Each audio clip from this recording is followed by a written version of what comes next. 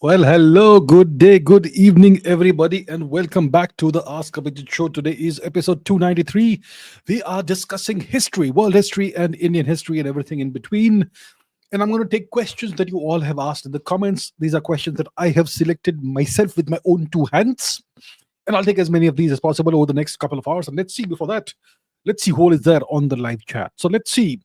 We have Shubh Nationalist Vishwendra Singh, chat DSP, with a 2 year old. Fantastic. Good to have the 2 year old. Ashima Mahajan, Avinash, Lathangi Suresh, Sumit Agarwal, Mystic SK, Jay Guman, Devnoor Singh is here.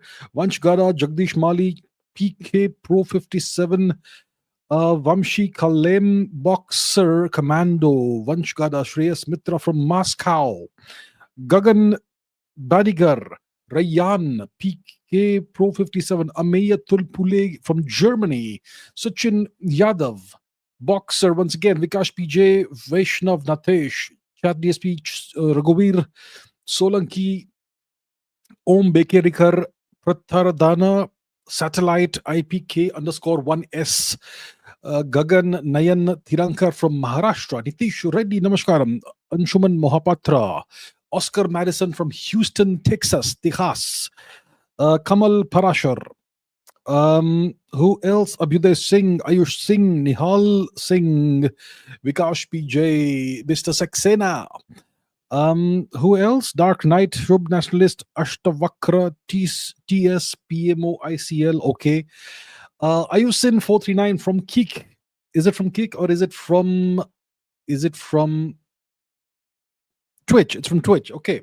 Karan Nalawat, Rishikesh Das Gupta, Kamal Parashar, Chetan Aradhya, Omkar Mane, Aditya Singh, Tech Boy. Right. Priyanka Javalia, Chetan, Vikash, VP, Bruce Wayne, Gurudatta, Marathe. Who else? JEE 2025. Nitish Reddy says pre-recorded. Hello. You think this is pre-recorded, sir? Pre-recorded? Ah, man. Okay, Vishal is also here. Abhishek Nair, Gaurav Patel, Boxer. Okay. Krishna Raghunath from the Surinamese Netherlands. Okay, let's get going with the questions. Otherwise, I will greet you all day and all night. Today, we're going to take questions from the comments, not from the live chat, not from the super chat. So please don't take super chats. I implore you all. I'm going to take questions that you all have asked in the comments. Let's go. What questions do we have is the question that we have to ask ourselves now. What questions do we have and what shall we take? Okay, so give me a second. All right, let's go. Question number one is from Shub. The question is about apartheid. What was this policy of apartheid? What was this policy of apartheid in South Africa? And how long was it continued and by whom? So, as always, I will not address the question right away. I'll go into the background because that's how we understand what an issue actually is. We have to understand the actual history of the European colonization and occupation of the southern part of Africa before we can even start discussing apartheid. Right? So, when did European occupation begin in southern Africa? This goes on the period of European occupation of southern Africa. It started several centuries before apartheid became a thing. There were several centuries of conquest, of occupation, of settlement, settler colonization, of conflict, of plundering of resources, and overall, over time, the construction of discriminatory systems once the European rule became solidified. So the first European presence in the southern Africa region, it begins sometime in the middle of the 17th century. It begins with the Dutch. The Dutch had something called the Dutch East India Company. Right? You may all have heard of it to some extent. Indians are mostly, aware of the British East India Company, but well, the Dutch had an East India Company. So the Dutch East India Company established a settlement of some kind at what they call the Cape of Good Hope, which is the foundation of Cape Town. This is how Cape Town was founded. The Dutch founded Cape Town. And Dutch settlers started, settling in Cape Town, and they eventually expanded. So, if you want to look at the map, I mean, why not? Let's take a look at the map. So, let's go to the map so that we can discuss it in a little more detail. So, we're talking about South Africa. Okay, this is South Africa over here. So, the Dutch founded Cape Town in the middle of the 17th century, and eventually, after once their colony became settled over there, they started expanding into the interior parts of what is today South Africa, right? Um, and you had indigenous people who obviously lived here, who people who spoke Bantu, people who spoke various other local languages, and the Europeans, the Dutch, started settling in these interior parts of South Africa and displacing the local people, and subjugating the local people. That's how it happens. That's how settler colonization happens. So we're talking about the middle of the 17th century, 1650s, 1660s, 70s, 80s, that sort of thing. Then around in the beginning in the 1800s, the British took over the Cape Colony from the Dutch. They defeated the Dutch and forcibly grabbed the Cape Colony from the Dutch. Um and the British, so this is in the beginning of the 19th century. And then the British introduced their legal system, their colonial system in the region. The Dutch used to have slavery. The British said that they've officially abolished slavery, and they instituted different systems, which were obviously just the same as slavery, but they had different names. So by the 1830s, 40s, etc., the Dutch felt marginalized, and they started moving away from the British occupied regions, and they established various independent republics. What the Transvaal, uh, the Orange Free State, etc. Okay, so these migrations of the Dutch people. So the Dutch settlers in South Africa, they were called the Boers. Okay, they were called Boers, and they did not like the British because they wanted to have their own thing. So there was this conflict that began between the British, who were more powerful, and the Dutch, who were the original English occupiers and subjugators of the region of South Africa. So the Dutch went and settled. They created these, the Transvaal region, the Orange Free State, these Dutch ruled areas, right? And then what happened is that in the 19th century, in the 1800s, you had the discovery of diamonds in South Africa, and gold. Discovery of diamonds and gold, which, what does it mean? It means tremendous amounts of Europeans, mainly British, will come and settle in South Africa. Yeah. So this totally transformed the economy of this region, and it brought in a huge wave of immigration, mainly from England, from Britain. And eventually there was the competition for resources, and that led to two wars, the Anglo-Boer Wars. The second Anglo-Boer War, there was a certain sergeant major who was involved in it as a stretcher bearer, as the leader of the stretcher bearers. His name was Sergeant Major Mohandas Gandhi. Okay, Mr. Gandhi was in South Africa for over 20 years, from 18 and he returned to India in 1915, and he was there in the early 1890s. So, about 20-25 years Mr. Gandhi spent in South Africa. So you had the two Anglo-Boer Wars, and the British obviously won. Yeah, they emerged victorious. They annexed the Boer republics into the British empires, into the empire. And around 1910 or something, the republic, the Union of South Africa was formed, which united all these different Boer regions and the British occupied regions and so on into one single uh, dominion status. Okay, it came under the British Empire.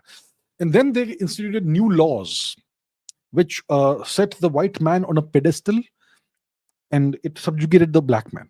That's what they did. So the power remained in the hands of this tiny, small white minority, and they created a system that totally marginalized the black South Africans in all ways: politically marginalized, economically marginalized. All kinds of discriminatory laws and acts were passed. Okay, so South Africans, the native Africans, could hardly at all own any land, and they were discriminated against and marginalized in all kinds of ways, that sort of thing. um, and they were made to live separate from the white people. There were beaches that were allocated only to the white people. All the good land, good everything was allocated to the white people. And eventually these policies, they became what we now call apartheid. So then you had various nationalistic movements in South Africa, Afrikaner nationalism. You had something called the National Party. Yeah, all of that. And eventually, this all became officially codified in 1948. 1948. So this was the system of apartheid. This was a policy. It was a system of institutionalized, legalized racial discrimination, racial segregation in South Africa. Okay, and this was implemented by the National Party government in 1948, and it lasted until around 1994, when F.W. de Klerk's government, it officially ended apartheid. So apartheid laws, they determined where people could live, where they could work, where they could go to school, whom they could marry, and all kinds of stuff. And the white people were the rulers, they were at the top, and then you had the non-whites, which is the black people, the native African people, and also mixed race people, and also Indian origin people, right? So that was essentially apartheid, and it ended in 1994. Eventually, you had the first free and fair multiracial elections in South Africa in 1994, which brought Mr. Dr. Nelson Mandela to power, and the African National Congress became the dominant political party in South Africa at this point onwards. So this is essentially the history of apartheid. So you can't just it's not enough to simply discuss what apartheid was. You have to understand how it happened. You have to understand the causality. So it all started in this manner. It's got, well, a multi-layered history that goes back to the middle of the 17th century, essentially. Okay, so that's apartheid. Terrible system, obviously. Brutal. Now, what do we have next? Rinki Chaudhary says, why is Jerusalem a contested place for Jews, Muslims, and Christians? Okay. Well, okay, let's discuss this. Let's go once again to the map. And where's the map? Here is the map. And now we shall move away from Antarctica and South Africa to the Eastern Mediterranean region. So we are obviously discussing the region of Israel today. And we have something called, so Israel, as you can see, it's got all these dashed lines on the map. You have the Gaza Strip, where you have all kinds of, uh, essentially it's in a state of war right now. And then we have the West Bank. The West Bank means the west bank of the river Jordan. And over here, there's a city that straddles these regions, which is Jerusalem, a rather ancient city. And it, like you rightly say, it's kind of a contested space, contested place for Jews, for Muslims, for Christians. All three regard the city as a holy place for their own religion. So that's the deal. And so Jerusalem, first of all, where is the? Okay, let's go to the satellite images. And so look, first of all, who are the first people to live in this region? It was the Jewish people, obviously. And the Jewish people under King Solomon, around 900 AD or so, they built this big temple, Jewish temple in Jerusalem, the first temple it's called. Okay. So it was their city. The Jews founded the city of Jerusalem, and they had this big temple there called the first temple. This temple was destroyed by the Assyrians, the Babylonians, whoever it was. And there was this period of Jewish exile from their homeland. And then the Persians brought the Jews back under Emperor Kurush or Cyrus. And then the Jews built a second temple in Jerusalem. And that temple lasted until about 2000 years ago, when the Romans brought it down. The Romans destroyed it in retaliation, in response for a Jewish revolt against the Roman occupation and rule of the region. So to punish the Jews, the Romans destroyed that second temple as well. Today, there is one wall of the second temple. That's all that remains there. It still stands, and it is called the Wailing Wall. Let's try and locate that, shall we? Right? Wailing Wall. So let's zoom in. There we go. So that is the Wailing Wall, the western wall of the ancient temple. This one here, and that's essentially the most sacred place of pilgrimage for the Jewish people, and it's something that dates back over 2000 years. And the second temple was built on the location, if I'm not mistaken, of the first temple. So it's a very sacred place for the Jewish people. This is the Western Wall, and it is said. I could be look. I am no expert in this, but maybe this. So then, so okay, we'll come to this in a moment. So that's why it is sacred for the Jewish people. There is this wall here. Okay, it is the wall of the compound of a mosque, by the way, over here. We will come to it in a minute. Now, why is it sacred for the Christian people? Well, it is sacred for the Christian people because this is the place where Mr. Jesus Christ was crucified. So if we look for Calvary, where is that? Via Dolorosa. Should be, yeah. So this apparently is the place where Mr. Christ had to walk with this cross on his shoulder, the Via Dolorosa, the painful way. And somewhere here there is this place called Calvary. Let me once again look for it. Okay, Calvary, Golgotha. Okay, where is it? Okay, so apparently this is the place where Mr. Christ was crucified. There's a rock over here, and yeah, somewhere over here. And next to it, there is the Church of the Holy Sepulchre, which could perhaps be the resting place of Mr. Christ. I'm not 100% sure. I'm not very clear about the Abrahamic religions. If I make some mistakes, do forgive me. My point is that the bigger point is valid. This is where Mr. Christ was apparently crucified. And so it's not far from the western wall of the old temple, second temple, right? As you can see, just a few hundred meters away. So clearly, this makes sense that it would be a very sacred place for the Christian people, not just the place where Mr. Christ was crucified, but also the place which could possibly be his resting place, final resting place, or the place where he was, he ascended from, whatever it was. Yep. So that hopefully explains why this is sacred for the Christians. First, we discuss the Jews, then the Christians, and then let's come to the Muslims. So, according to Islamic tradition, Mr. Muhammad, the Prophet Muhammad of the Prophet of Islam, he apparently visited Jerusalem, and the place where he visited is where this mosque stands today. And perhaps it could be a disputed place because the mosque could possibly stand on the place where the second and first temples also stood, which is why we have the Western Wall here, which is one of the walls of the old temple. So that's why there's a dispute about this dome of the rock mosque over here. So because it is closely associated with the Prophet of Islam, Prophet Muhammad, that's why this is a very sacred place for Muslims as well. So if you look at the city, the old quarters of Jerusalem, the old city of Jerusalem, we have Muslim quarters, we have Jewish quarters, and we have Christian quarters.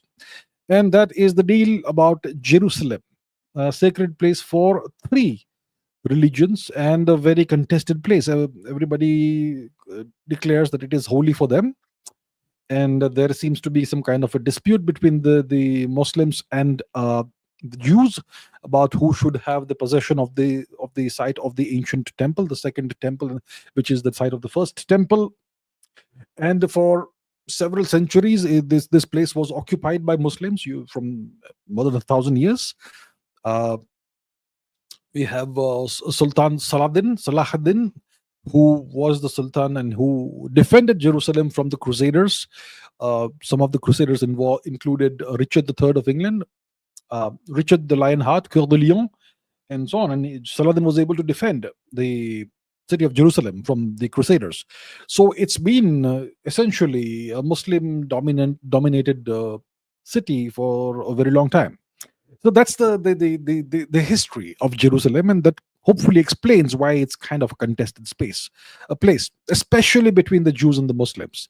The Christians, I don't think they claim any site that is sacred for the Muslims and the Jews. Their site is different. It's Golgotha, and it is the Church of the Holy Sepulchre. Those are the holy places for Christianity. Those are not claimed by any other religion. But when it comes to the site of the ancient temple, well, today it looks like there's a mosque on top of it. and it is claimed by both the religions, the Jews as well as the Muslims, and that is the deal. Okay, Swapnil says, how do the Spanish flu, which is from 1918 to 1919, and COVID-19, which is 2019 to present, how do these two frightening, terrible, traumatic events, how do they compare in terms of deaths and case fatality rate and the age of victims and the transmissibility, the illness severity, long-term effects, virus characteristics, and so much more? So look, COVID is something that we are familiar with. It's something that's happened recently. You could say it's kind of still around. I'm not sure if anyone still has COVID cases that anyone's aware of, but it is what it is. So COVID is the thing, and so the Spanish flu was much worse. It is something that emerged in the aftermath of the First World War. The First World War ends what, 1918 or somewhere around that time, and straight away you have something called the Spanish flu. Why is it called the Spanish flu? It is called the Spanish flu because it was first discovered by the Americans in Spain, but it is something that most likely came from China, and it traveled a long road, whichever way. Things, pandemics, epidemics, they travel, they're transmitted through various vectors. So when it comes to the Spanish flu, we're not quite sure how many people died, but it's definitely between 50 to 100 million. Between 50 to 100 million people died. That is a massive death toll. For the COVID pandemic, it's about 7 million plus. I mean, that's the official death toll. We don't know for sure exactly if there have been more deaths or not, but the official death toll is around 7 million. And that's from 2019 all the way until today. Spanish flu, it was just a couple of years, 1918 and 1919. And in those 2 years, it killed between 50 to 100 million people. It infected more than 500 million people, about a third of the entire world's population at the time, right? And the CFR, case fatality rate, was in excess of 2.5%. For COVID, it's around 1%. And here's where, even if you disregard the case fatality rate and how many people were infected and how many people died, here's where the two pandemics were very different. Because for the Spanish flu, the people who were affected the most were people who were between 25 to 40 years in age. Young people, they were the ones who were affected the most, between 25 and 40 years of age. If you were younger than 25, you were less likely to die as a result of the Spanish flu. If you were above 40 years of age, you were less likely to die because of it. But between 25 to 40 is where you had the most fatalities. Weird, isn't it strange? For COVID, the people who died the most, that's the people who were 65 and above. So it's older people who were affected more by COVID, and people with comorbidities, pre-existing comorbidities. If someone has diabetes, if someone already had cancer, if someone had some other illness or disease, and then they got COVID, then they were more likely to die of COVID. But regular healthy people were less likely to die of COVID. So that's the kind of thing. And obviously you would have, so the COVID virus is a SARS-CoV-2 coronavirus. And the Spanish flu virus was an H1N1 influenza virus. So pretty different viruses. And they both had their own complications, and people died of various causes like multi-organ failure and whatever else. In the case of the Spanish flu, you had people who died of multi-organ failure. Lots of that happened. In the case of SARS coronavirus, you have people who are dying of immune overreaction, cytokine storms. So totally different mechanisms. And also, that's the vaccine, right? People who died of blood clots and all, that's the vaccine thing. That's the vaccine injury thing.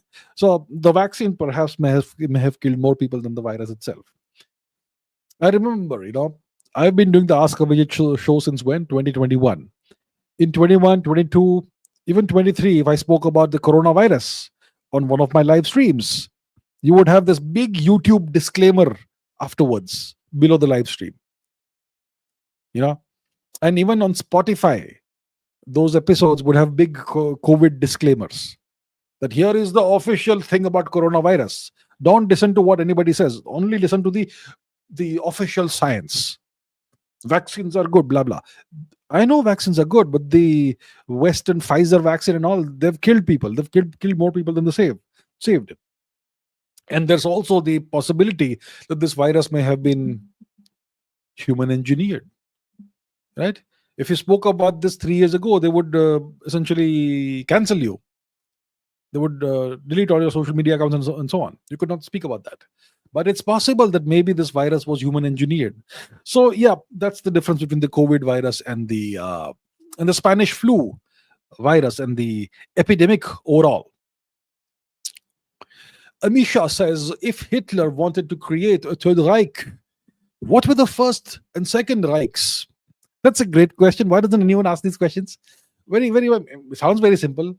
We had the Third Reich, Hitler's Reich, Nazi Germany. What was the first Reich and the second Reich? Great question. So the first Reich was the what is called the Holy Roman Empire, which lasted about 1,000 years. And then you had the German Empire, which starts in 1871. So the so-called Holy Roman Empire, it begins in the year, I think, 800 AD, when Carolus Magnus, the king of the Franks, Charlemagne, was appointed the first emperor of the Holy Roman Empire by the whoever was the Pope at the time.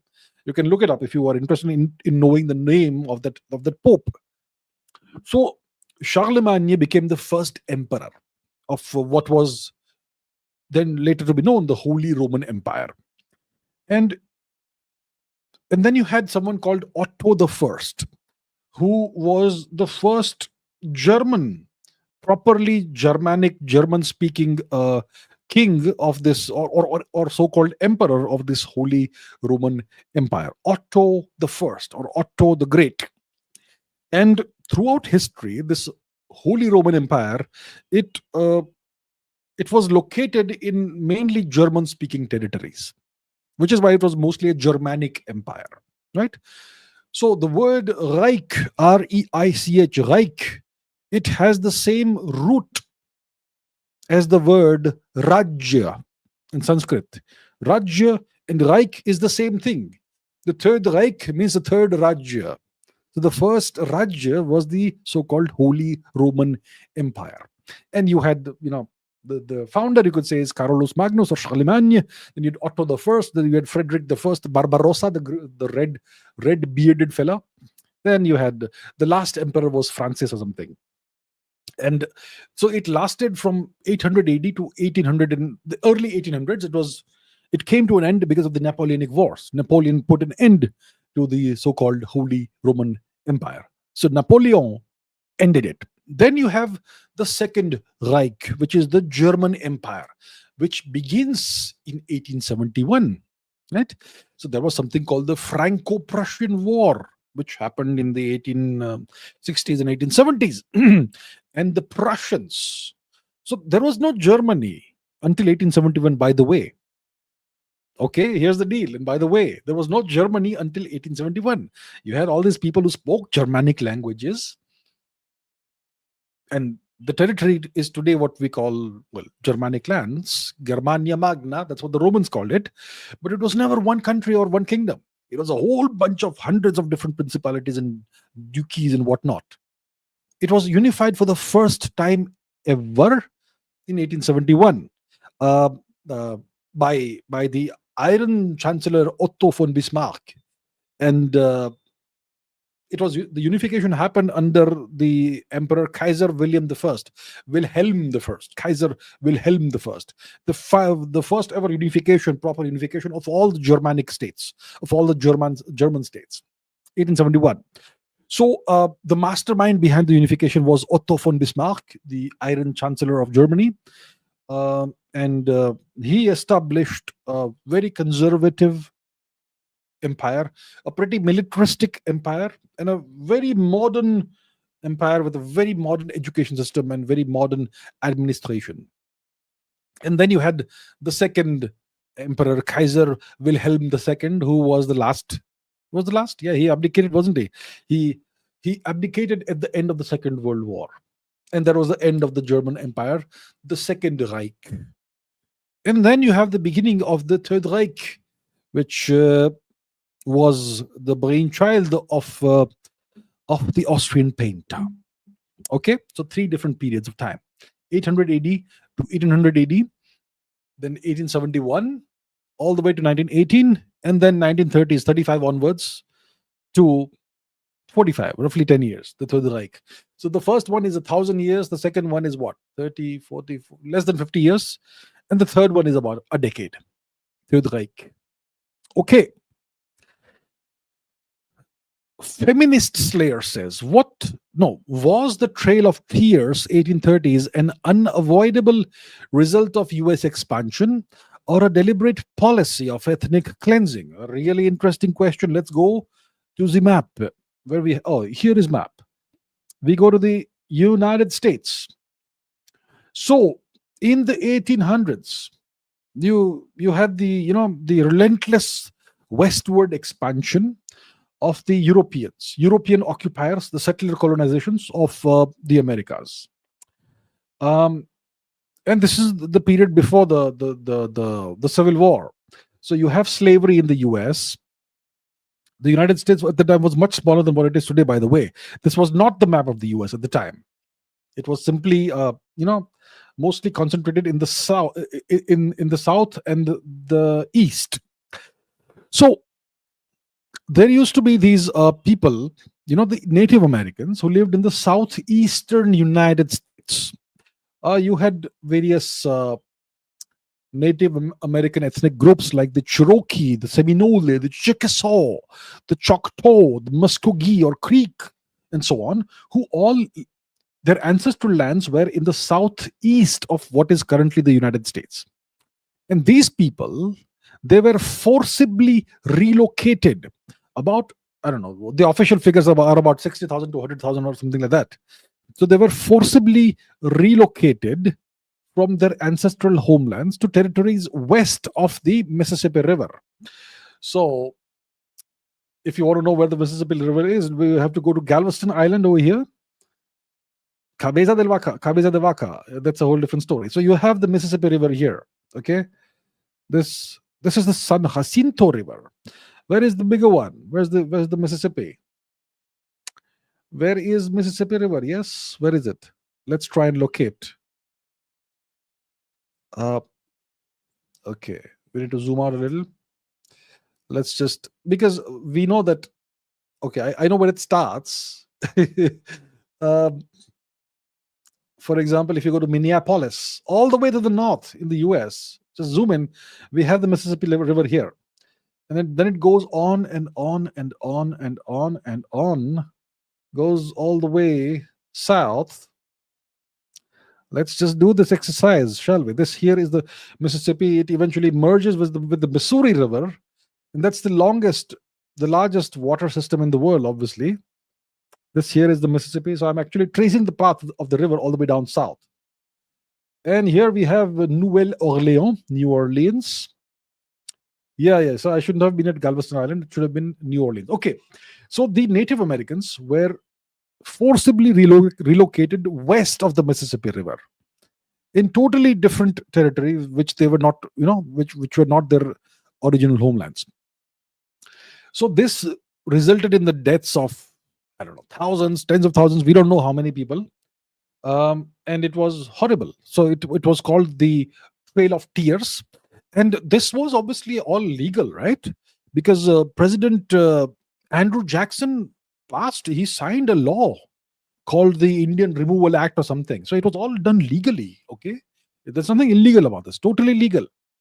So these people were all moved forcibly to, these barren regions of the US where you have desert and stuff.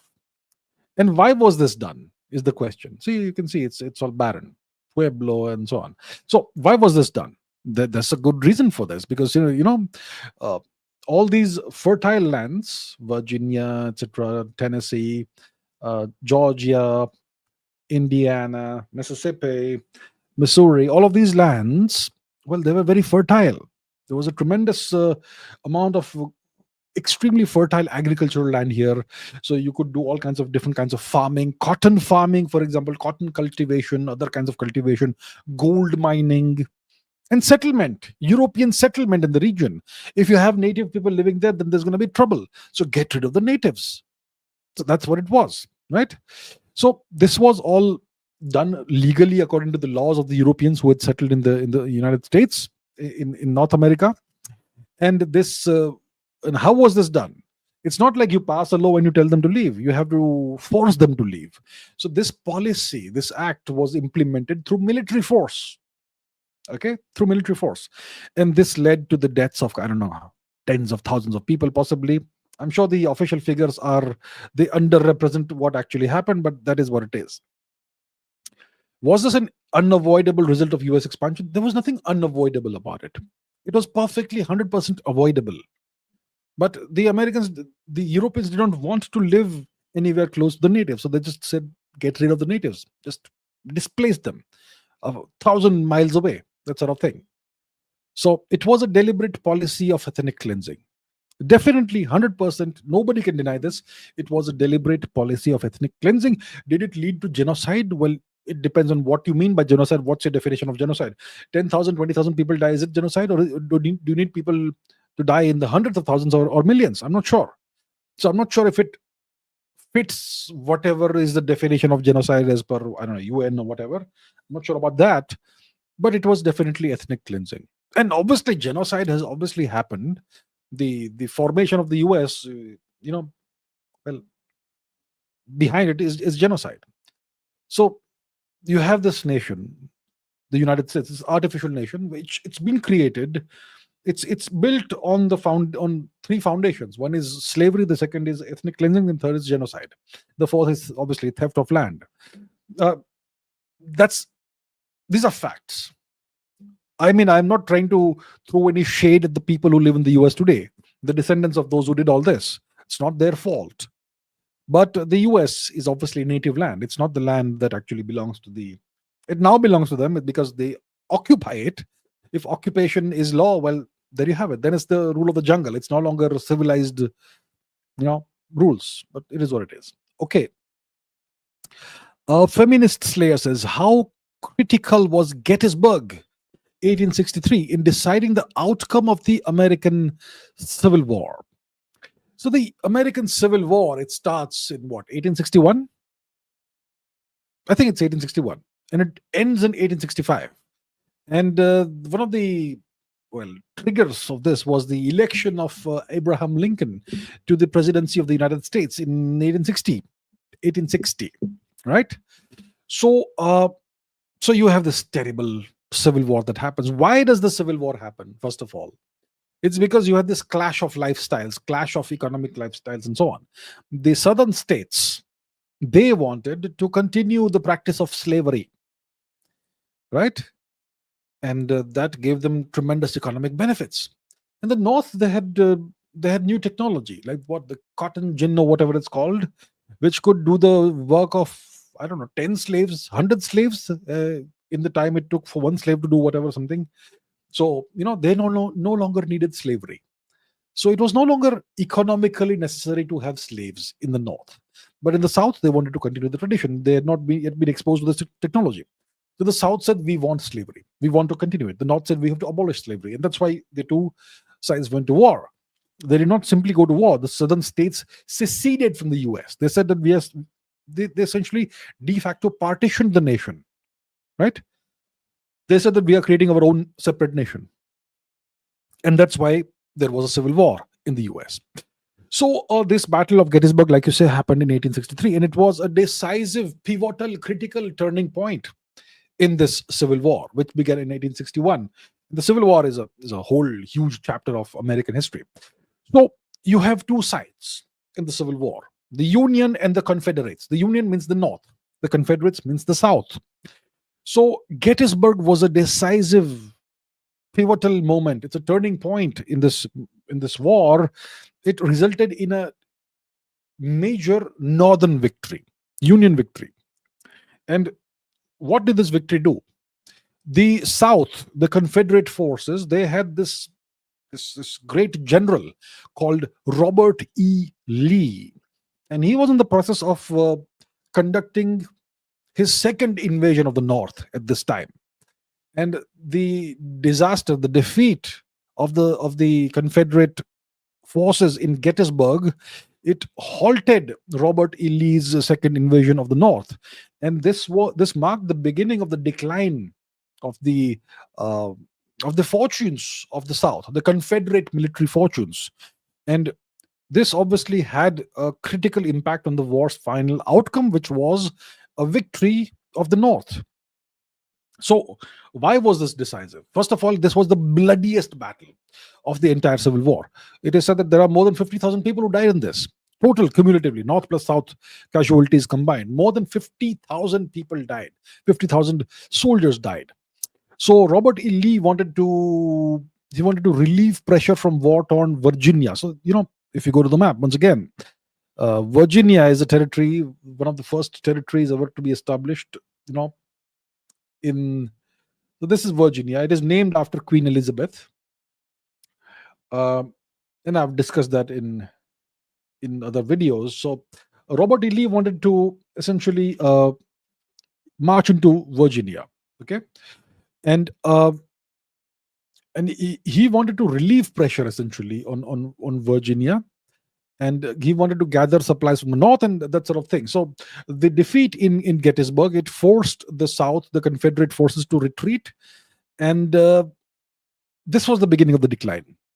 So before this, they had enjoyed multiple victories, the Confederate forces, and this victory ended the momentum of Robert E. Lee's military campaign. It had a critical morale crashing, effect on the Confederate forces. It gave Lincoln's leadership, you know, momentum, public confidence. The public was now confident that Lincoln will be able to get things done, and it also showed that the northern forces could decisively repel Robert E. Lee, who was looked upon as a Superman kind of person at the time. The war's most talented commander, that sort of thing. And after that, the southern forces became defensive until the time they were trying to march to the north and invade the north. After the defeat in Gettysburg, they became defensive, defensive, defensive, and eventually you had other uh, battles that were happening at the same time. Vicksburg is an example that also was lost by the Confederates. So this eventually, had a cumulative effect of eventually leading to the defeat of the Confederate forces. So that's it. That is it. So it had massive uh, psychological effects. It destroyed the morale of the Confederates. It caused massive casualties, and eventually its strategic consequences were such that the South was eventually defeated. Okay, Anshul says, I've got to know that in 1953, Prime Minister Mr. Nehru ceded an 11,000 square kilometer valley called the Kabo Valley in Manipur to Myanmar without asking the people of Manipur whether they were okay with this. Okay. And currently, most of the various insurgent groups of Northeast India operate from this valley. Not sure about that, but okay. So, what are the details about this valley, and why did Mr. Nehru cede it to Burma? And what benefits could India have got if this valley was never ceded by Mr. Nehru to Burma? Okay. So look, a long history behind this. Manipur was an independent kingdom for more than 2,000 years, maybe more than 3,500 years. Long story. We'll not go into that. Now, in the around 1800, 1799 to 1800 or somewhere around this time, Manipur came under the occupation of Burma. Burma was a big kingdom at the time. It was called the Kingdom of Ava. So the Kingdom of Ava occupied Manipur because Manipur was busy fighting itself, where the various princes were fighting each other for the Kingdom of Manipur. And what happened is that the neighbor comes and takes over. So Manipur was occupied by Burma for 7 years. The 7 years of devastation is what it's called. And eventually Manipur regained its, independence, so to say, with British help, which means that you're not really sovereign, you become a vassal. And then there was a war between the Burmese and the English, the Anglo-Burmese War, the first Anglo-Burmese War, which ended in 1826. So when the Burmese had taken over Manipur, obviously they took over Kabo Valley, clearly, obviously, right? Because it was part of Manipur. Um, After the defeat of the Burmese in 1826, there was a treaty that was signed. It is called the Treaty of Yandabo. And in this Treaty of Yandabo, the British they transferred control of the Kabo Valley to the Burmese. And the deal, the treaty was that the Burmese would pay compensation, yearly compensation, to the Maharaja of Manipur. I don't know how many rupees per year or whatever, but it was silver rupees, Sikka rupees, or it's something it's called. So from 1826 onwards, the Burmese were given control by the British of the Kabo Valley, but it was not Burmese territory; it was Manipuri territory, and they paid a yearly rent to Manipur. So you don't pay rent to somebody if that's your territory, right? Let's say you go and live in someone's. Let's say you are renting an apartment. You're gonna pay rent to the actual owner of the apartment. If you're the owner, you have no need to pay rent. So the Burmese similarly were paying rent for the Kabo Valley to the king of Manipur, which clearly means that the Burmese were not the actual owners of the Kabo Valley. The Manipur kingdom, the kingdom of Manipur, the Raja of Manipur, Maharaja of Manipur, was the actual owner. But the British created this complication. They said, okay, the Burmese can have it, they can control it, provided that they give rent, they pay rent. Otherwise, it's not yours. Otherwise, they can't have it. So that was the deal.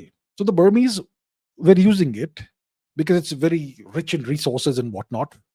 It's full of forests, teak wood and whatnot. So it's very rich in resources, and the Burmese wanted possibly those resources, and that's why they were willing to pay a substantial amount of rent, so to say, to the king of Manipur.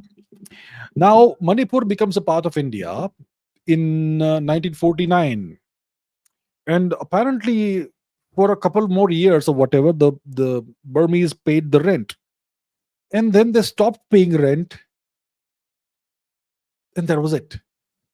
And Mr. Nehru did not look out for the interests of the. Now that Manipur is part of the Union of India, then the Kabo Valley becomes part of the interests of the nation of India. It is still Indian territory. If it was Manipur territory and Manipur became part of India, then the Kabo Valley should be Indian territory. But the Burmese stopped paying rent, and Mr. Nehru just let it go. Just like that, this territory became Burmese. Okay, that's the deal. This territory was always Manipuri territory. And yeah, Mr. Nehru was a very generous person, generous to others, not to us, to foreigners. He also, okay, I'll not go into the list of the laundry list of all the stuff that he's done, but that is the deal. Okay, so that's the history. Why did Mr. Nehru do something? Why did he cede it to Burma? Listen, I have no idea why Mr. Nehru did what he did. He did lots of magnificent things. Why did he do those magnificent things? I am not a mind reader. I have no idea why he did these things. I know what he did. I know what were the consequences of that. I can tell you the things that Shri Nehruji has done. And I can tell you what have been the consequences of those actions taken by Shri Nehruji. I cannot tell you why he did what he did.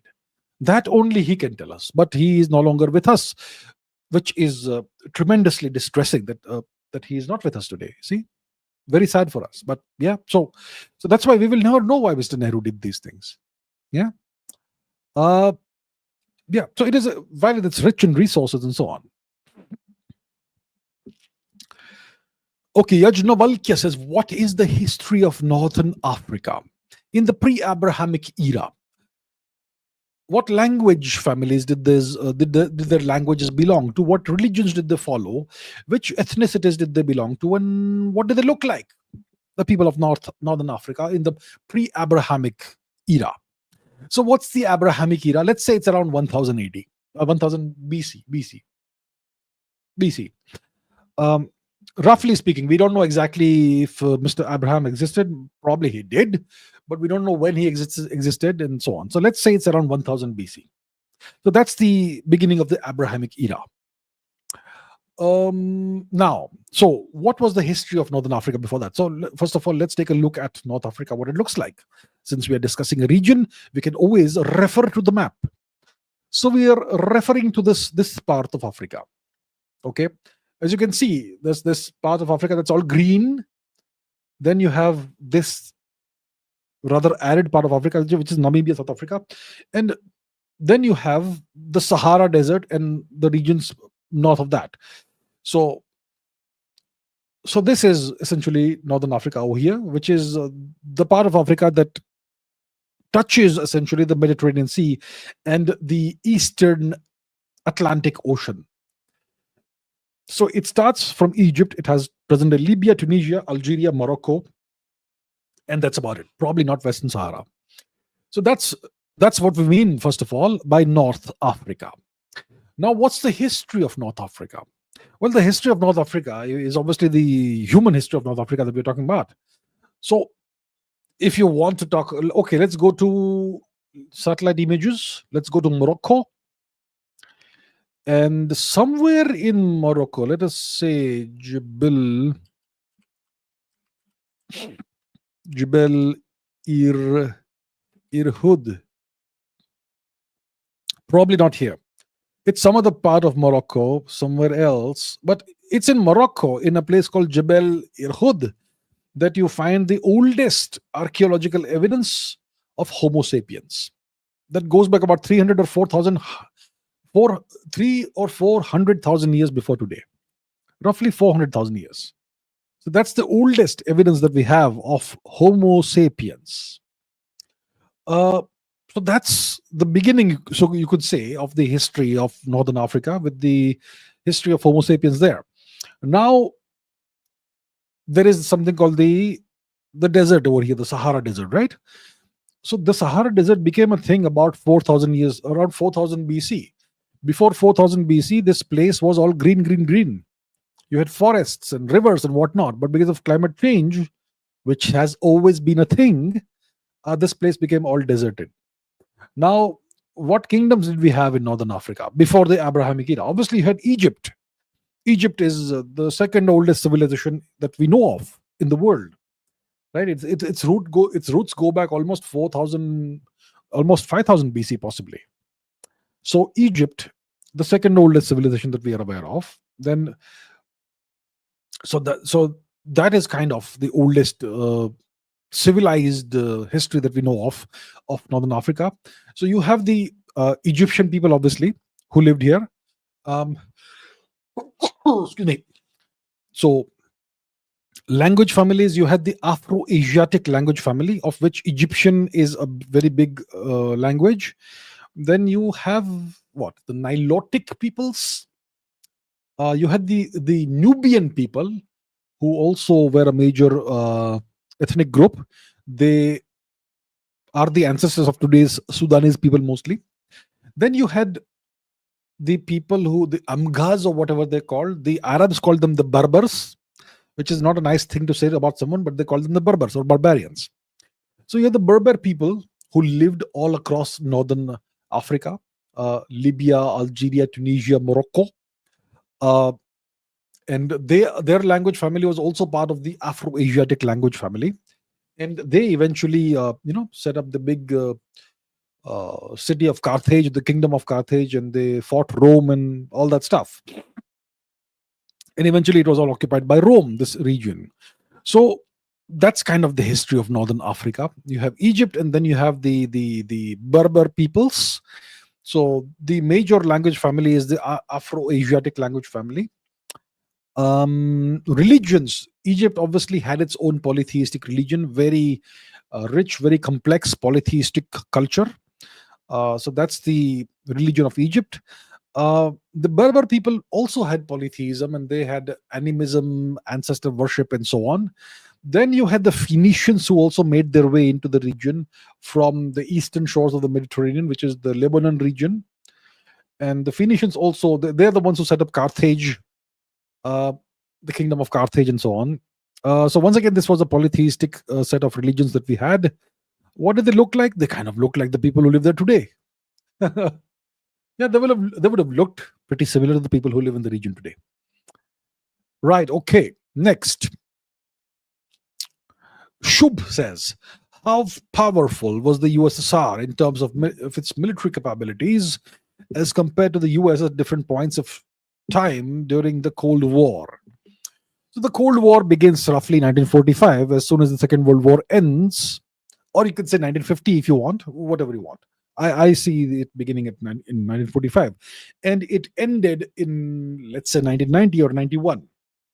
So 1945 to 1990, that's about what, 45 years.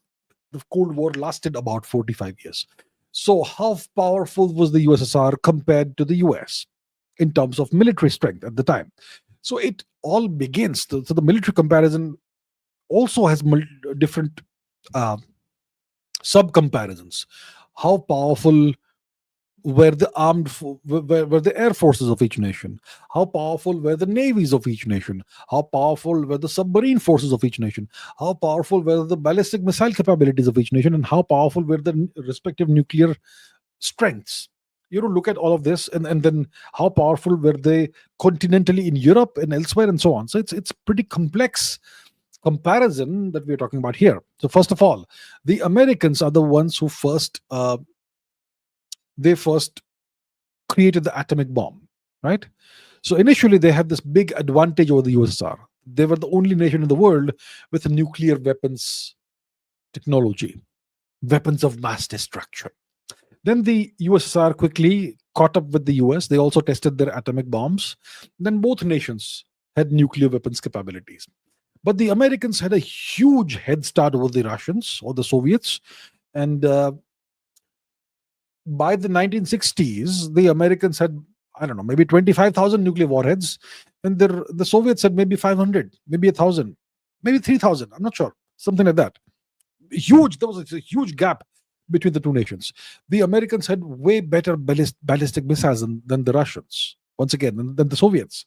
But by the 60s, 70s, eventually you have parity that happens between the two nations in terms of nuclear weapons capabilities and ballistic missile capabilities. The Americans, the Russians probably had better long range strategic bombers than the Americans for a significant period of time during the Cold War. The Americans dominated the oceans. They had way better power projection capabilities.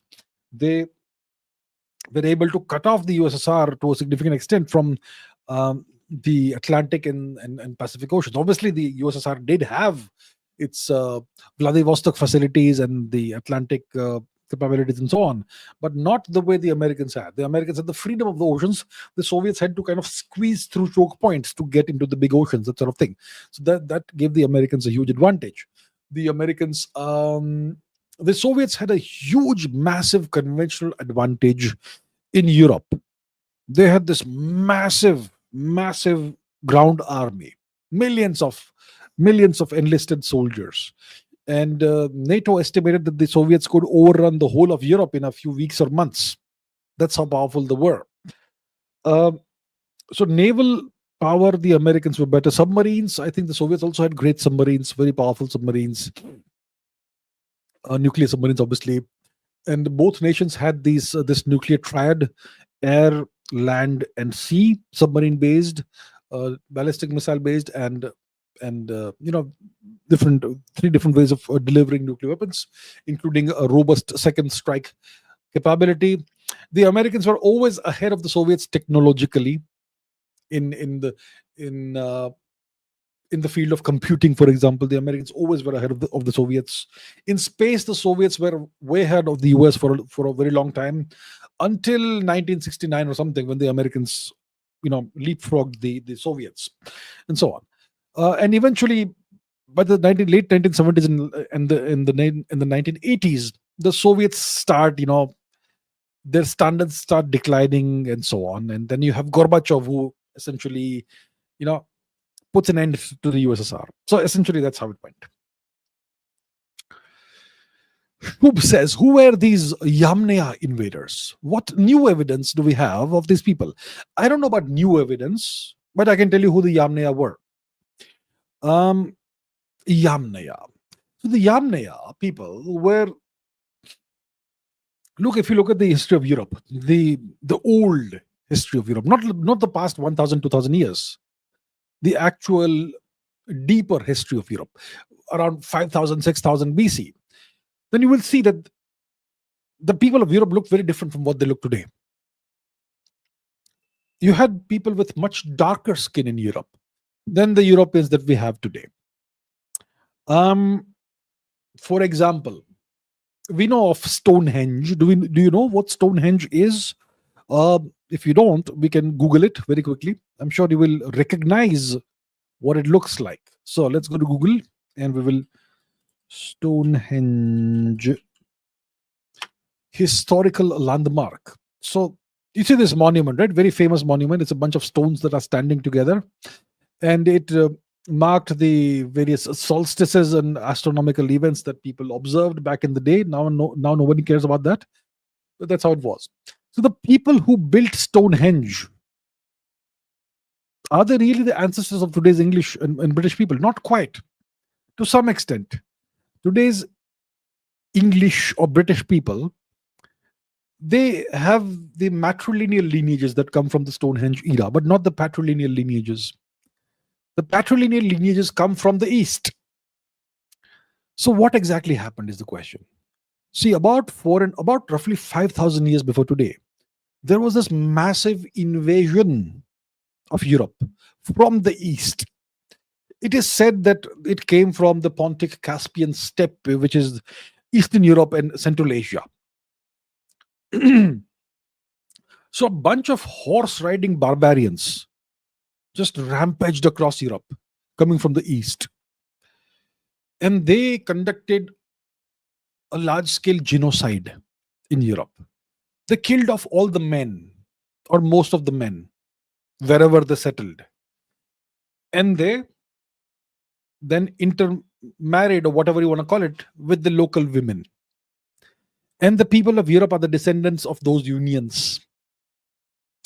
So that's the deal. So the Yamnaya invaders were this bunch of invaders who came from the East and invaded Europe and completely changed the genetics and demographics of Europe.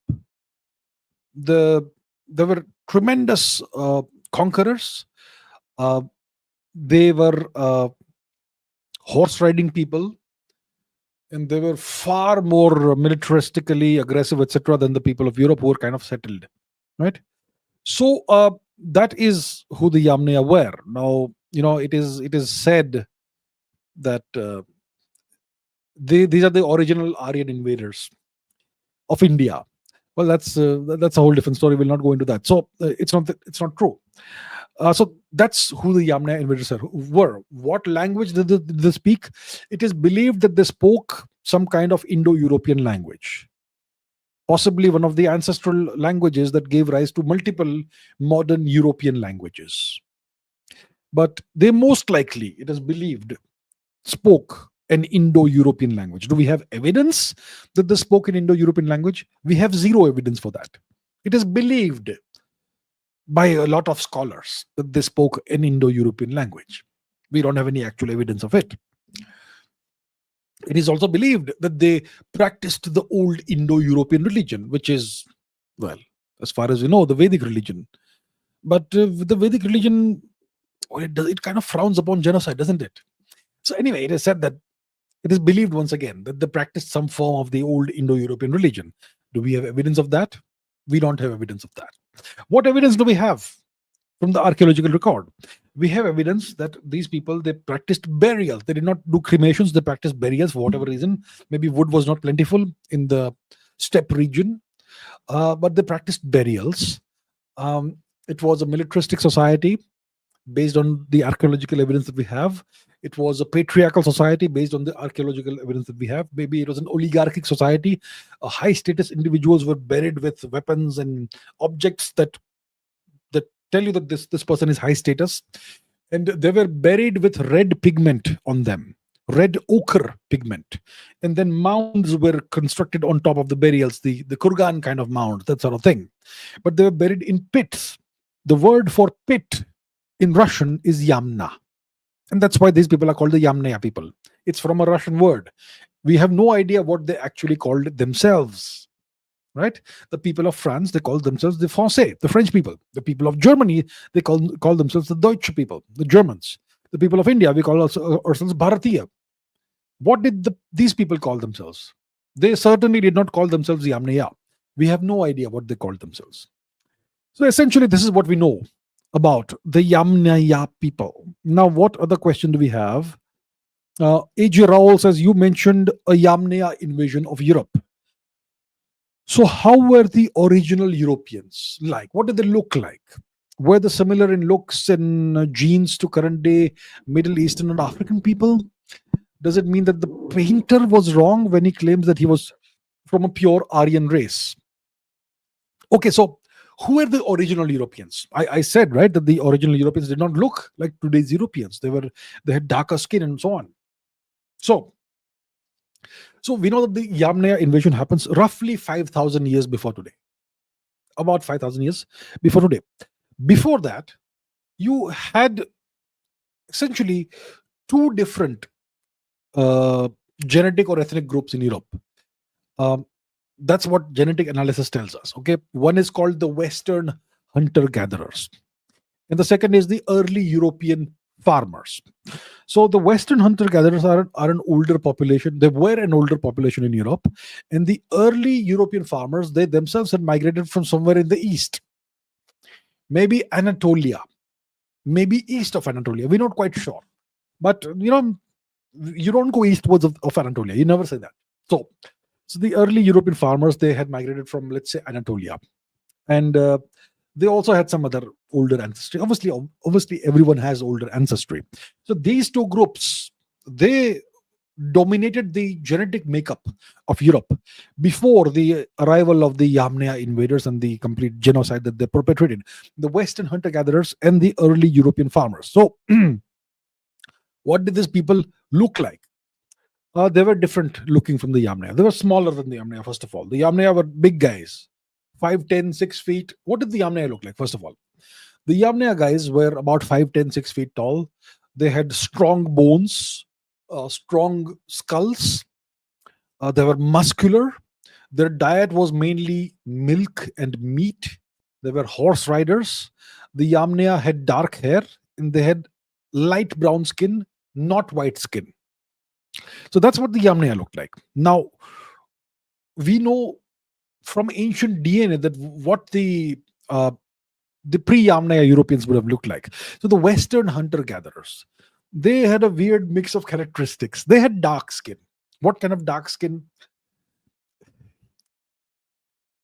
How do I put it across delicately? Think of the Bangladesh cricket team or the Sri Lankan cricket team. That sort of dark skin. Okay? So the Western hunter-gatherers had reasonably dark skin, but they had blue eyes or green eyes, and they had dark hair. So imagine if the Sri Lankan cricket team had blue eyes. That's what the Western hunter-gatherers would look like. Okay, so I mean that's what DNA analysis tells us, that blue eyes may have been common, most likely, among these people. But they had dark skin. Now you also have the early European farmers that we mentioned, and these folks, they had lighter skin compared to the Western hunter-gatherers, but it was definitely darker than the skin that we have, that the modern Europeans have today. And these early European farmers who came from Anatolia or maybe further east, they had brown hair, brown eyes, and dark hair, and they did not have light eyes or light hair. So they had brown skin, maybe light brown skin. They had brown eyes, and dark hair.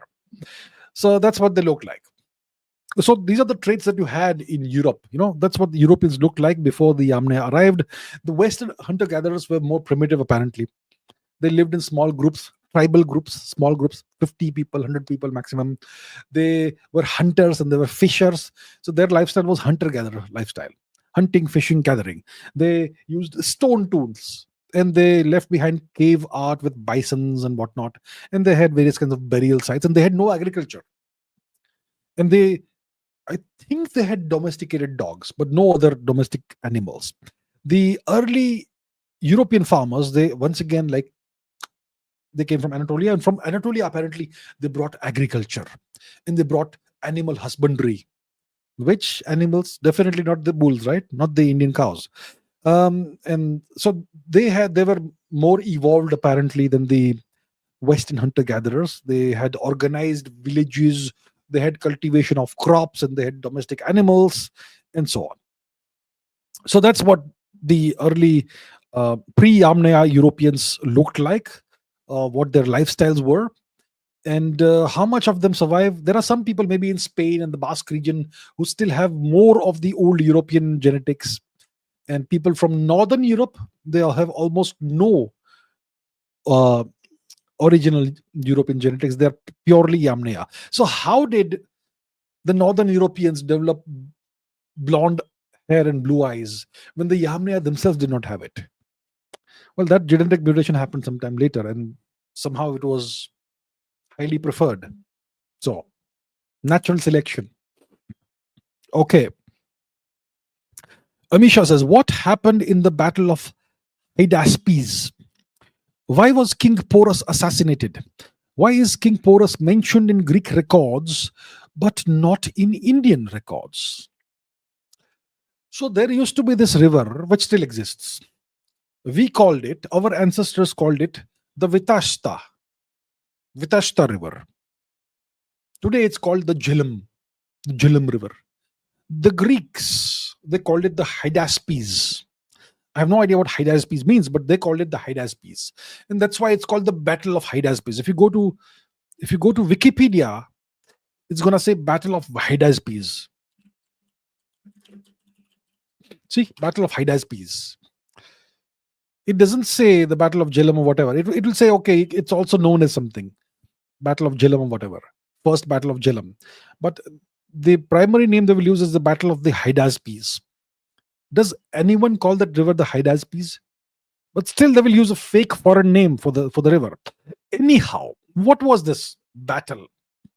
So we know that Alexander the Greek attempted an invasion of India uh, in what, 327 BC until 324 or 323 BC, somewhere around that time, right?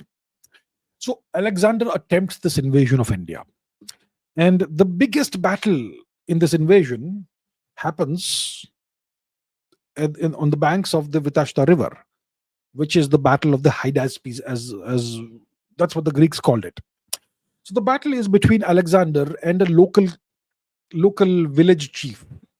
Okay, who was who the Greeks called Porus. They depicted him as this great, magnificent Indian king.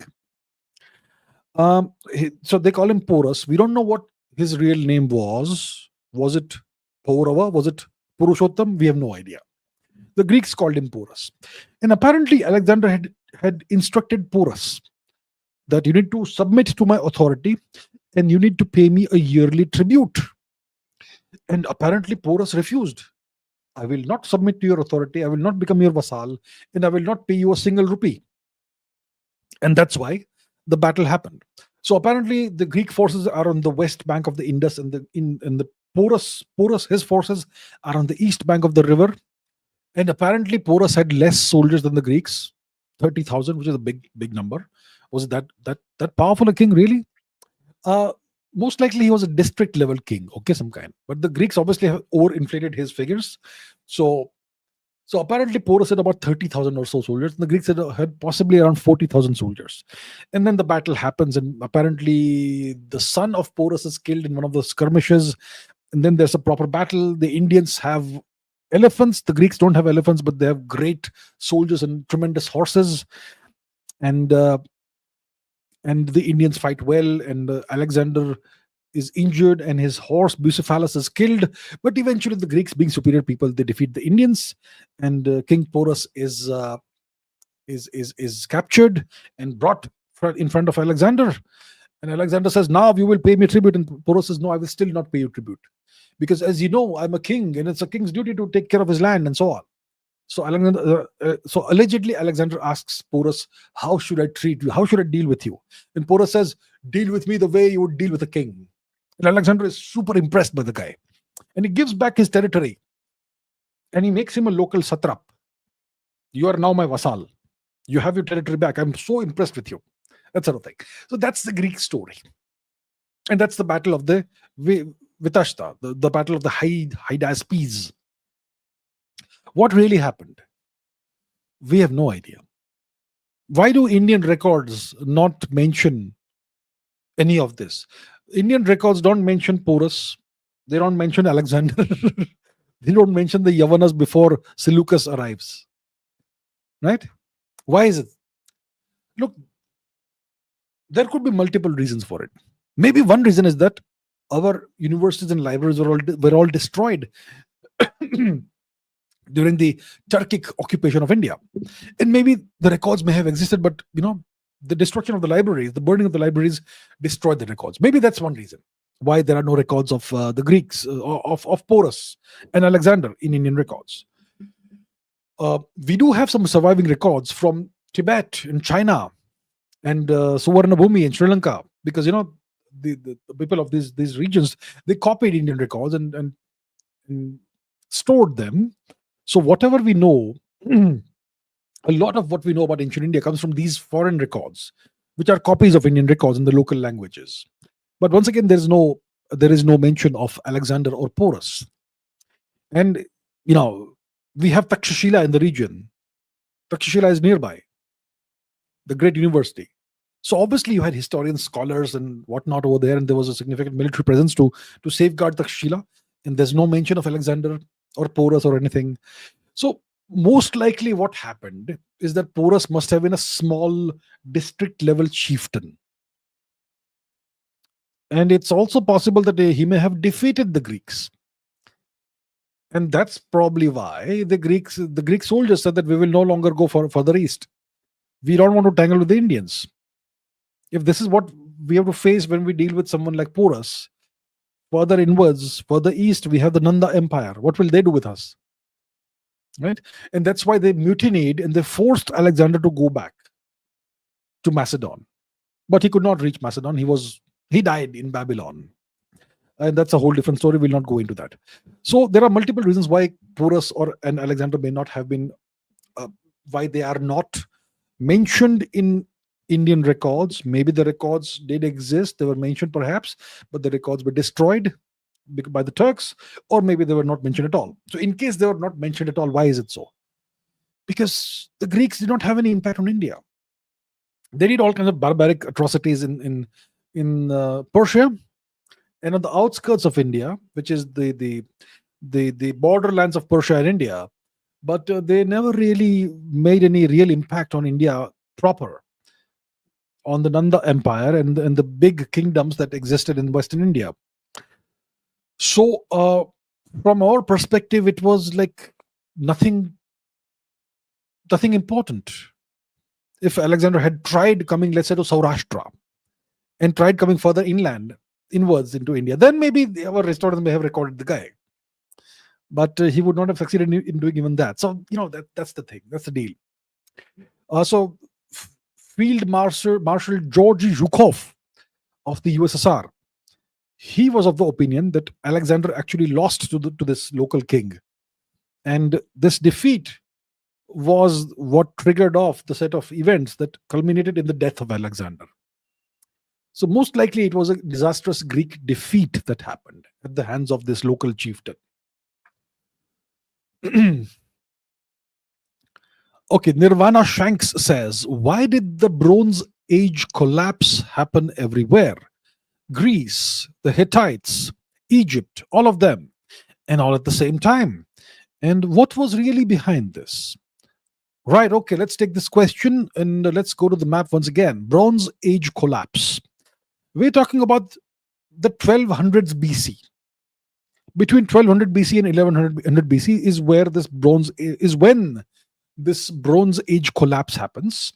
And it happens in this region, the Mediterranean region.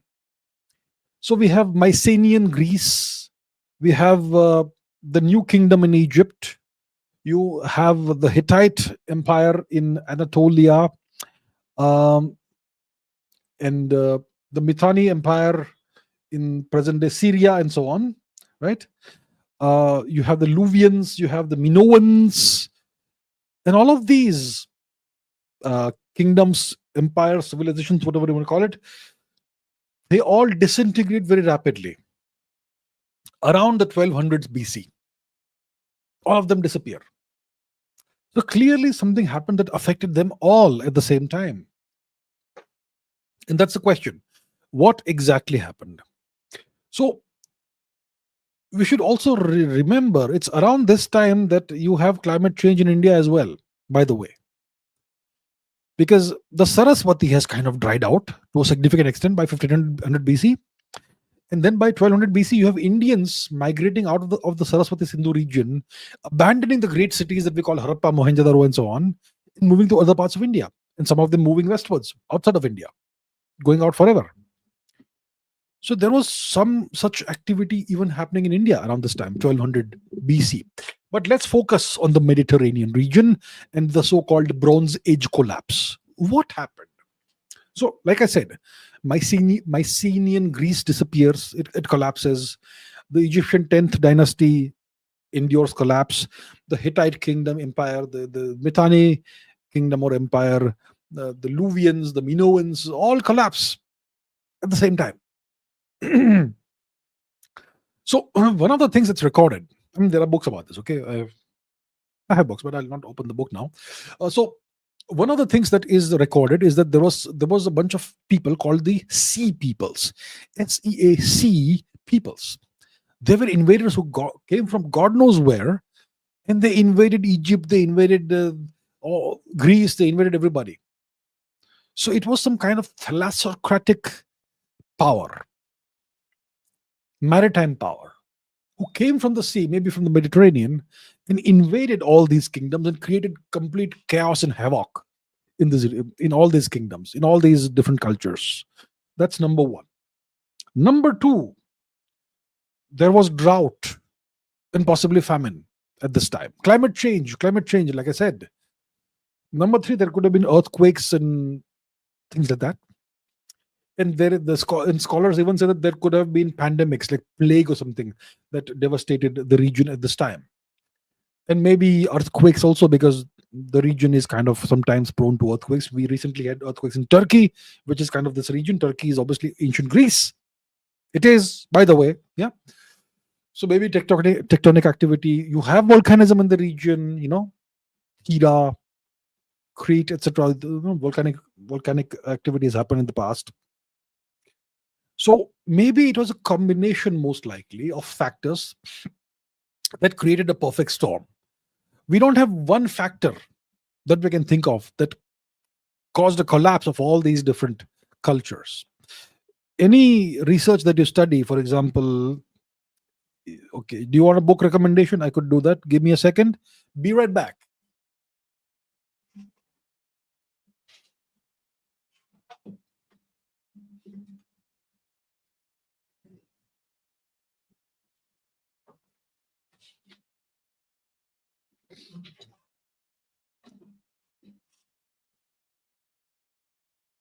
Okay, book recommendation. Let us do a book recommendation very quickly. Okay, here we are. So, book recommendation is this one. This is a book by Eric C. Klein, 1177 BC, The Year Civilization Collapsed. By the way, it did not collapse in India or China. But yeah, obviously, it's a Eurocentric perspective. But if you want to understand what happened when it comes to the so called Bronze Age collapse, this question here, then this is a good book, a good reference book. It kind of goes into the details of, essentially, it says there's a perfect storm of calamities, like I was saying. So yeah, so I'll not go and read the book right now. It's something I read a while ago. So it's a combination of multiple factors. The sea peoples who came and ravaged all these cultures. Secondly, drought and famine and climate change. Thirdly, possibly earthquakes. Fourth, possibly the disruption of trade routes between all these cultures because of the sea peoples. Maybe plague and pandemics. So all of this, a perfect storm collapsed these cultures. And maybe, see, imagine like this. Imagine this, for example, a completely hypothetical thought experiment. I am not saying this should happen. Okay, in case someone wants to misportray like that, there are lots of people who want to do that. This is a complete hypothetical, fictitious thought experiment to contextualize what we're discussing here. Imagine something happens to the United States, the most dominant country in the world, and the the country whose technology everybody uses today. Imagine the US, for some example, becomes crippled. All their servers crash. All these websites and platforms that you use disappear. And the security or whatever security architecture, military architecture they provide to the world disappears, then the world will be thrown into chaos. There's going to be outbreaks of wars everywhere. I promise you that. It's going to cause complete chaos. So maybe something similar happened in the Eastern Mediterranean region. Maybe the dominant power collapsed, and that caused a chain reaction, a domino effect, and everything collapsed. Maybe they were all interdependent for trade, for supplies, for foodstuffs, for other things. And the collapse of one part of the chain collapsed everything else, because of also we have ongoing invasions by the sea peoples, and also drought and famine, maybe earthquakes, maybe pandemic, maybe. So essentially it's most likely a perfect storm, a combination of all these factors that came together and just destroyed all these civilizations in the region. Did not affect us, by the way, right? We had the climate change factor in northern Western India. People around this time abandoned these great cities, these great metropolitan cities like Rakhigarhi, Kalibangan, so-called Mohenjo-daro, so-called Harappa, and so on, and others also, and moved to other parts of India. And this whole region became desertified, the Thar region, and so on. So you had climate change, which was affecting India at the time, but the other factors weren't affecting India. So it looks like it was a combination of factors that caused the so-called Bronze Age collapse. Next, Amisha says, why is the term colonialism often limited to European empires since the age of discoveries, so-called age of discoveries? Weren't ancient empires such as Rome, China, or Persia also colonialist? The Persians were the colonizers. I'm not sure. I would not categorize the Persians, the Achaemenid Empire, as a colonial empire. They were certainly expansionists. They were a hegemonic empire, but they did not engage in what we call colonialism. Let me explain. I'll come to what I mean by that. So I would not consider Persia to be a colonial empire. It was an imperial power, it was a hegemonic power, but not a colonial power. China, was it a colonial power? Not really. It is a colonial power today, kind of. Today it's become a colonial power. It has settler colonized Tibet and Manchuria and Xinjiang and whatnot, Inner Mongolia as well. Never Chinese territories, but it has settler colonized all these territories today. Like I keep saying, the Chinese, they hero worship the United States. They want to emulate the US in whatever the US does. So that's a different story. Now, Rome, was it a colonial empire? You could say it was. Yep. So the main question Amisha is asking is, why is the term colonialism often limited to European empires in the past 500 years? It's because they don't want to use the word occupation, which is a nasty word. Do you ever see me use the word British colonialism? The British colonization of India, do I use that? I use the term the British occupation of India, because what they did was occupation. It was not settler colonization, it was extractive colonization. It was the British occupation of India. The word occupation has brutal connotations, which is why they don't want to use that word for what the Europeans did in the past 500 or so years. That's why they use this nice term, colonization. We made colonies. Indians also, when they hear the word colonial era, they think of a nice, peaceful era. They have no idea of the barbarity and the brutality that was perpetrated on India. So the reason this term is used is because they want to essentially whitewash the barbaric crimes the Europeans perpetrated on the occupied lands, which is the whole of Africa, which is India, which is so much more. It's to whitewash the brutality. It's to whitewash the genocide.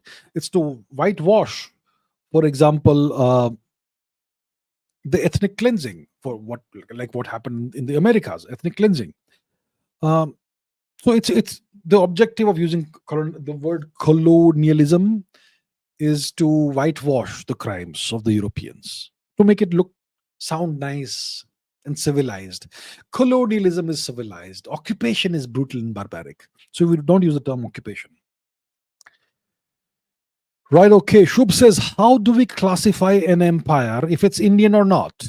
Can distant Hindu kingdoms like the Mitanni Empire be classified as Indian or Indianized? Well, it depends on what definition you use. Very simple. We had the British Empire, didn't we? Uh, at the peak of the occupation of India, you had about 20,000 British officials who were in India. You had about 800,000 British people, which were the extended families of the occupiers. But the officials, which is the uh, colonial officials, occupation officials, which is the soldiers and bureaucrats, British and administrators, that's just 20,000. But yet, India was part of the British Empire, wasn't it? Right? We were part of the British Empire at the time. And so were Singapore and Malaysia and whatever else the British had occupied. So was Egypt. It was all part of the British Empire. So we were part of the British Empire. So from that perspective, the Mitanni Empire was an Indian empire. But there's something different here. There's a nuance that we have to think of. When the British occupied India, they were reporting to London. Their viceroy or whatever it was, their governor general or whatever who was sitting in Delhi or wherever, he would report to the crown in London. He would take orders from the crown in London. He would serve the crown in London. The Mitanni Empire did not serve any headquarters in the subcontinent. They were completely independent. They possibly did not even have any connections anymore with the Indian subcontinent. So from that perspective, it's not Indian. Maybe it's Indianized, but maybe not Indian entirely. It's an Indianized kingdom with an Indo-Aryan or Aryan or Indian Sanskrit-speaking royalty and aristocracy. But the Khan people were the local Hurrian-speaking people. So the Mitanni kingdom, depending on how you see it, is either an Indian kingdom or an Indianized kingdom, or maybe definitely Indianized for sure. Yeah, that's how you would classify it. Yajnavalkya says, was the biphasic sleep pattern wherein people slept early, first sleep, woke around midnight for a while, and returned to bed or second sleep, prevalent in pre-industrial societies? How did this sleep pattern change with the dominance of artificial lighting in the modern era? So there used to be something called biphasic sleep, at least in Europe. It is recorded in Europe before the advent of artificial lighting in the industrial age. So people in Europe would go to sleep by sunset. By sunset, you would have complete darkness everywhere. People could light fires or whatever, but you did not have any street lights or any such thing. You had no light pollution in the sky. The sky was proper pitch black. You would see stars. The stars, you would see them in great detail. If it was a moonlit night, yeah, you could see more. But overall, you had proper darkness at night. So people typically in Europe would go to sleep by sunset. Let's say 7 p.m. hypothetically. In different parts of Europe will have different depending on the latitude, etc. But let's say they went to sleep by sunset. Then they would sleep for a few hours. Then they would wake up around midnight, around 12 p.m. or so, roughly around that time. And then they would be awake for a while, maybe an hour or so. And they would do whatever they did. That's not important. So they would sleep until around 12. They would be awake for an hour or so. And then they would go back to sleep again. And they would wake up at sunrise. And maybe that period in between where they were awake, maybe it was 1 hour, maybe it was like a couple of hours, maybe 2-3 hours, whatever it was. So you had two different, distinct, separate phases of sleep, broken up by a period of being awake in between. So it was a biphasic sleep pattern that was prevalent in Europe before the industrial age. Maybe it was prevalent for thousands of years before the industrial age, which the industrial age brought with it street lights and all that. Initially you had oil-powered street lights. Then you had gas-powered streetlights, eventually electricity-powered streetlights and artificial lighting in everyone's house. So eventually, artificial lighting became the norm. And because of that, the biphasic sleep pattern was combined or fused into a single sleep pattern. a single 8 hour, roughly, period of sleep. So that is what the deal was in Europe. Now, did other cultures or societies have biphasic sleep patterns? The Chinese and the Indians also had biphasic sleep patterns, but different. The Chinese and Indians would sleep for a couple of hours in the afternoon. Okay, take a nap. The Italians also have this practice. They call it the siesta. Siesta. Yes, so it's a siesta.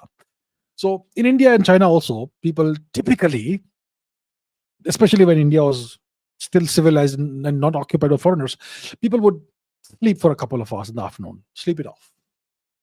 And then, so in India, we did not have a biphasic night sleep pattern. That you sleep by sunset and then sleep for 4 or 5 hours and wake up for a couple of hours and sleep again. No. As far as we know, that did not exist in India. There's no record of that. And not neither in China. So the two big Asian civilizations, we did not have this. But the Europeans had it. Why is it so? I'm not sure why. But yeah, this pattern, this biphasic sleep pattern, ended with the advent of artificial lighting. And with the advent of artificial lighting, people started staying awake much later. So earlier, if people would have slept by 7 p.m., with the advent of artificial lighting, you could stay awake all night if you wanted, which is not advisable at all. So maybe people started sleeping late, maybe by 9, 10 p.m. or whatever. And then they would wake up at dawn. So then this entire biphasic sleep pattern disappeared. It was replaced by a single sleep phase, and in roughly 8 hour sleep phase. And today, I suppose people don't sleep 8 hours anymore, because people have blue light in front of their eyes all day, all night. They're looking at this, and then that affects the quality of sleep. And then people sleep 5-6 hours, and people find it glorious that we sleep 5-6 hours, because I sleep less, work more. It's going to affect the quality of your life. But anyway, so yeah, that's the deal. Nirvana Shanks says, in dealing with the Turkic invasions around 1000 AD, should Indian rulers have remained defensive, or would a more proactive offensive strategy have been better to eliminate the threat permanently? Okay, interesting question, which brings in geographical aspects as well as political aspects of India and the region at the time. So first of all, we have to remember, around 1000 AD, India was no longer politically unified under a single emperor. It was no longer a single empire, as was the case during the Mauryan era, or the Kushan era, or the Gupta era, or maybe even the Karkota era. Right? When you had one single massively powerful imperial power that controlled a major portion of the subcontinent's territory and maybe beyond the subcontinent. Around 1000 AD, we did not have this. We had kingdoms. So India was no longer united. India was broken up into kingdoms. Same people, all related to each other, but we are different kingdoms and we have our own territory, and we will jealously protect that, and we'll fight each other. And we will have this petty jealousies and rivalries. That was the deal around 1000 AD. So no kingdom was powerful enough at this time to even defeat its neighboring kingdoms in India and unify the whole subcontinent again. Understand this, first of all. So you don't have any genuinely powerful kingdom. They're all there's a balance of power, so to say, between these various kingdoms. So they're always worried about the next king. He might come and take my territory, take bites out of my territory. So they were always guarding their borders, and that was the deal. So because of, and none of them were powerful enough to defeat everybody else. Now the Turks, they come from the northwest, the Khyber Pass. And the Turks, they are this nomadic, tribalistic society. And they cover vast distances very rapidly. And they are unified under the Ghoris and the Ghaznavis and whatnot. So that was a very different threat. And it made sense. I mean, sitting over here in front of the map, in our air-conditioned rooms, in our armchairs, it's very easy to imagine that why didn't any Indian king think about it like this? That let me go and, cut the head of the snake off. Go to the root, the source of the problem, and eradicate the problem. Why didn't they think about it? First of all, we did not have maps the way we do today. See, today, we can do this. We can look, what on earth is that? Okay, let's do this. So we can look here. Okay, so see, we let's say I am a king in Rajasthan, for example, and I have this issue that comes in all the time from northwest, from Gandhar. Where is Ghor? Where is Ghazni? Wherever it is. So these guys, they come from there. So let me once and for all go all the way to Ghor and Ghazni, and then wipe the ground clean from of these barbarians. Let me liberate Gandhar, and then maybe I can even rule Gandhar.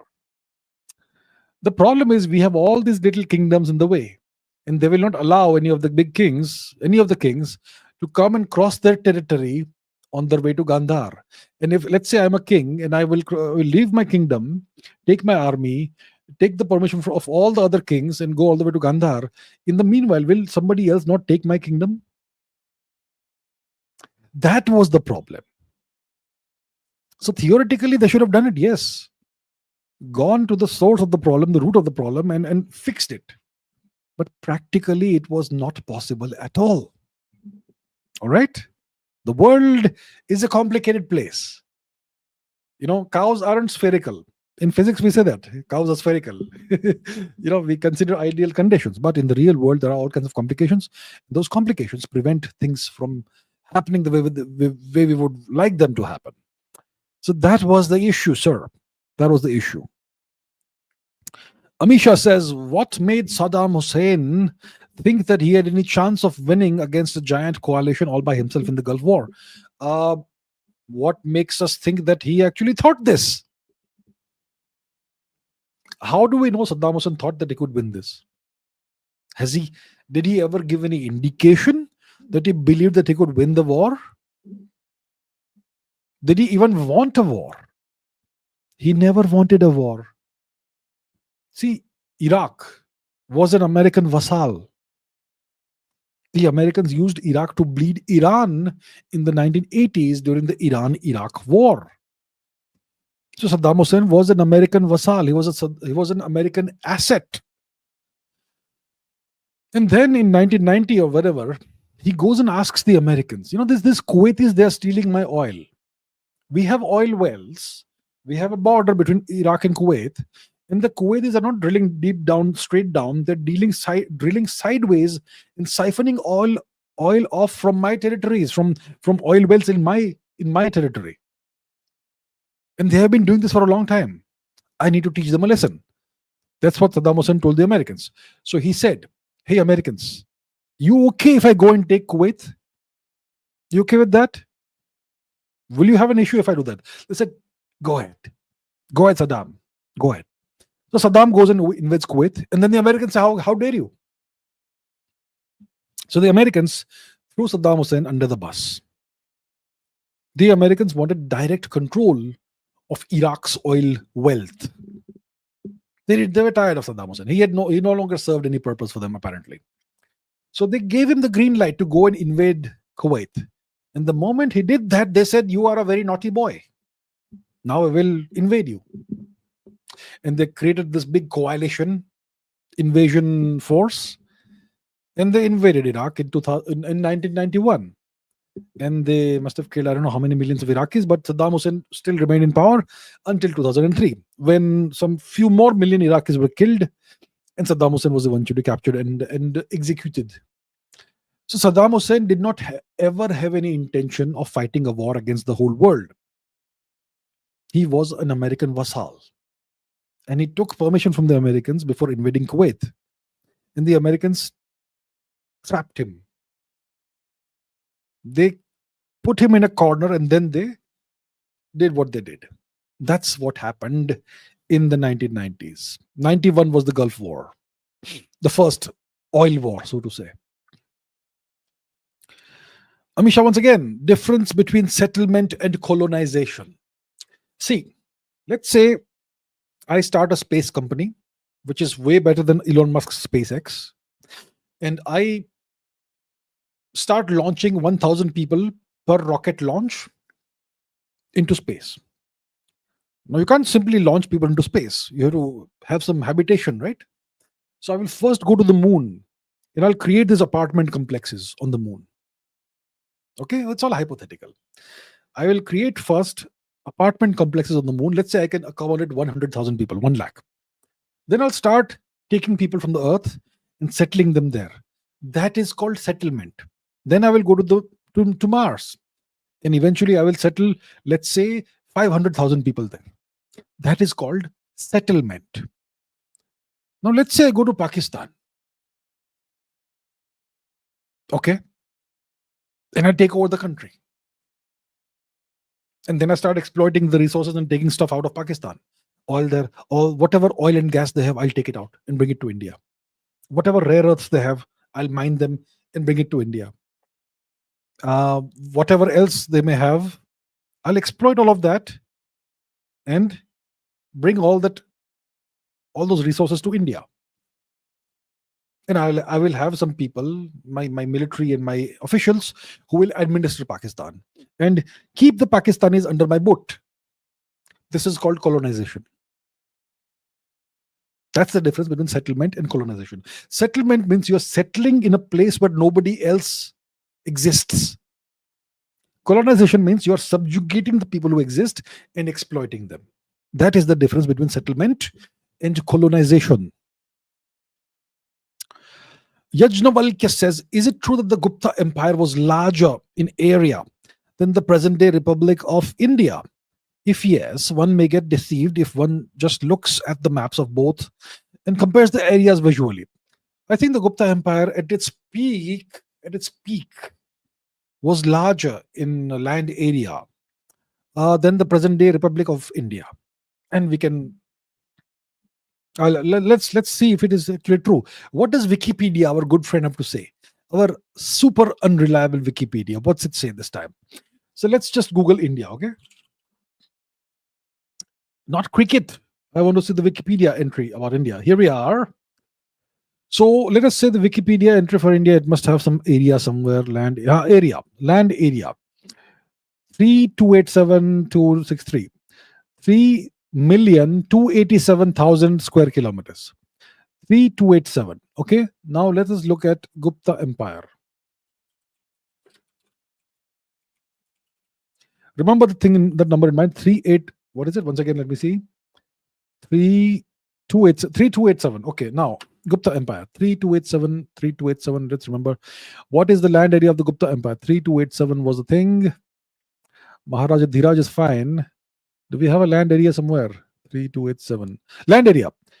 3,500, which is bigger than 3,287. So even Wikipedia agrees with what I just said, that the Gupta Empire, that period of our history, we had a greater land area. The Gupta Empire covered a greater land area than the present day Republic of Bharat. Okay? Indeed. So even Wikipedia agrees with that. Mr. Scaredy Cat, are you? The question is, what punishments were given for corruption, crime against women, and abuse of power during India's great empire, such as the Mauryan Empire, the Chola, the Kushan, Ashoka's reign? Maybe we need those today to restore fairness and discipline in present-day India. That's a topic I'm not going into. But let's discuss punishments. I'm not sure about the Kushan era because we don't have detailed records of legal procedures and crime and punishment during the Kushan era. But we do have a fantastic resource from the Mauryan era, the Arthashastra. So the Arthashastra tells you in detail what kind of punishments were meted out for various crimes. And if you talk about the time of Emperor Ashoka's reign, that's once again the Mauryan era, right? Ashoka was the most powerful emperor of the Mauryan Empire, Mauryan dynasty, or Mauryan period of our history, which is about 2,300 years ago or so.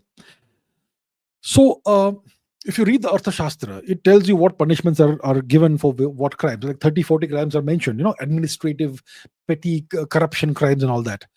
So typically, if somebody, an official, was corrupt and he had embezzled some money, he would have to pay a fine of 10 times that. Okay? The fine would be 10 times that. And if it was a repeat offender, it would be end of story. Goodbye. Death penalty. So And for bribery and other stuff, there were heavy fines.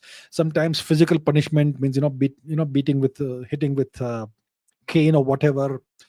Um, Crimes against women, I think the punishments were harsher. I think during the Mauryan era, it was death penalty. For sexual assault, I'm sure it was the death penalty. I'm not sure for other things what it was. Um, when it comes to abuse of power, okay, let's understand what is abuse of power. If you are abusing power during the Mauryan Empire's era, it means that you are a person in power who is abusing power. Now, if you are a person in power, it means that you serve the Maharaja Dhiraj, the Emperor of India, and you are acting on his behalf, right? You hold power on behalf of the emperor. If you abuse that power, if you go against, if you fail to carry out the emperor's will, and if you do something that the emperor has, which goes against what the emperor has decreed, that's abuse of power, right? The emperor has said that you are an official in his court, in his administration, and you are supposed to carry out these duties, and that is how you will use your power. If you abuse your power, it means you're going against the wishes and the will of the emperor. I promise you the punishment won't be very lenient for that. If you're lucky, you will escape with a gigantic fine and physical punishment, corporal punishment. But typically, if you abused power during the Mauryan era, especially during the time of Shri Ashok, I think it was the death penalty straight away. And maybe if your crime was significantly heinous, then you would first be tortured before you were killed. Especially during the time of Emperor Ashok, because he was a pretty harsh emperor. He was fond of he was what he was, right? So yeah, you did not want to do that. If you did that, you would if you abused power and you were in a high position, it was a guaranteed death sentence. So that's how it was during the Chola era. How were things? The Cholas used to have dharma sabhas and all that, and for domestic crimes and all, the dharma sabhas would decide what would happen, what punishment would be given. If you, let's say, you're a husband who beat your wife, then there would be some kind of penalty that you would have to pay. If you did corruption or whatever, you would have to give a hefty fine to the local temple or something. But if you abused power once again, which went against the emperor's wishes, then I think the punishment would be much more severe in that case. That's the Chola. That's relevant to the Chola Empire, obviously. Kushan Empire, I'm not sure. But all these empires, they would not be strong empires if they did not have very strict adherence to the rule of law and very clear punishments. The punishments don't necessarily need to be very harsh, but they have to be implemented in a way that is like guaranteed. That if you break the law, you're gonna guaranteed to be punished. And that's what we had. We had high standards back in the day. I shall say nothing beyond that, because I deal with history, geopolitics, and science, and I don't deal with current politics. So, okay, Raptor Babu. That's it's quite a name. Raptor Babu.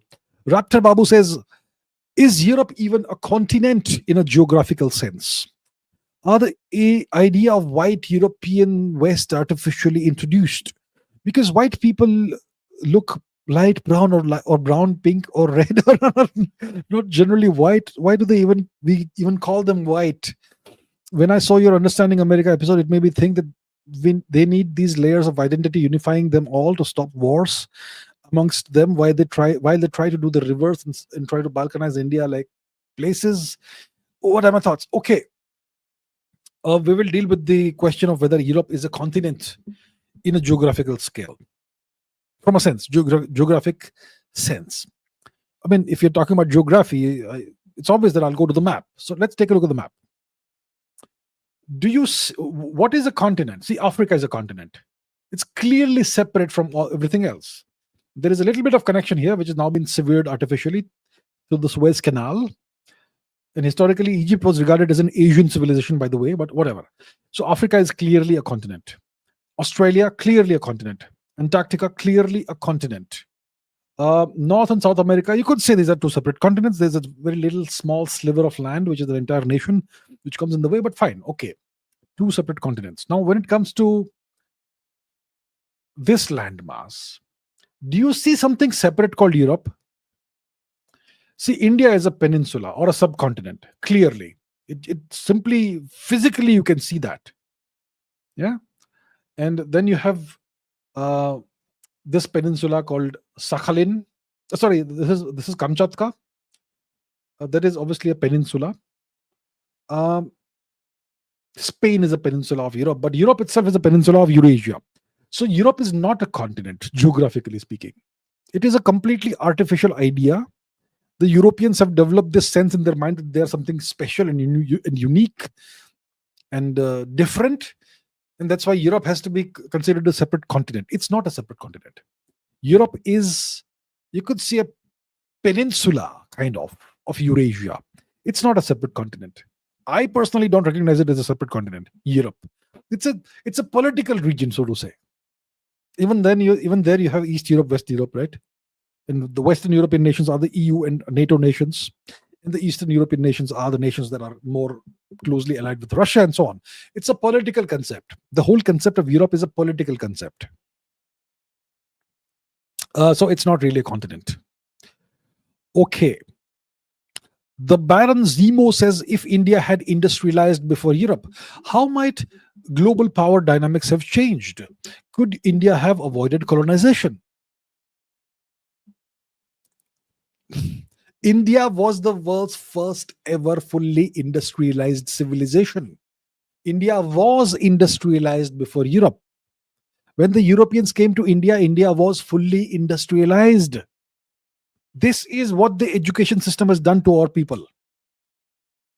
Our people imagined that India was some backwater before the Europeans came to India. The Europeans civilized India. The Europeans gave us industry. We had nothing. We were living in half naked in the trees, apparently. That's what Indians imagine. That's what this goddamned education system has done to Indians. The education system that the government doesn't want to change. They want to keep Indians mentally colonized. This is mental colonization. I don't blame the person who has asked this question. This person wants to learn. I'm glad people want to learn. I'm glad people have this curiosity.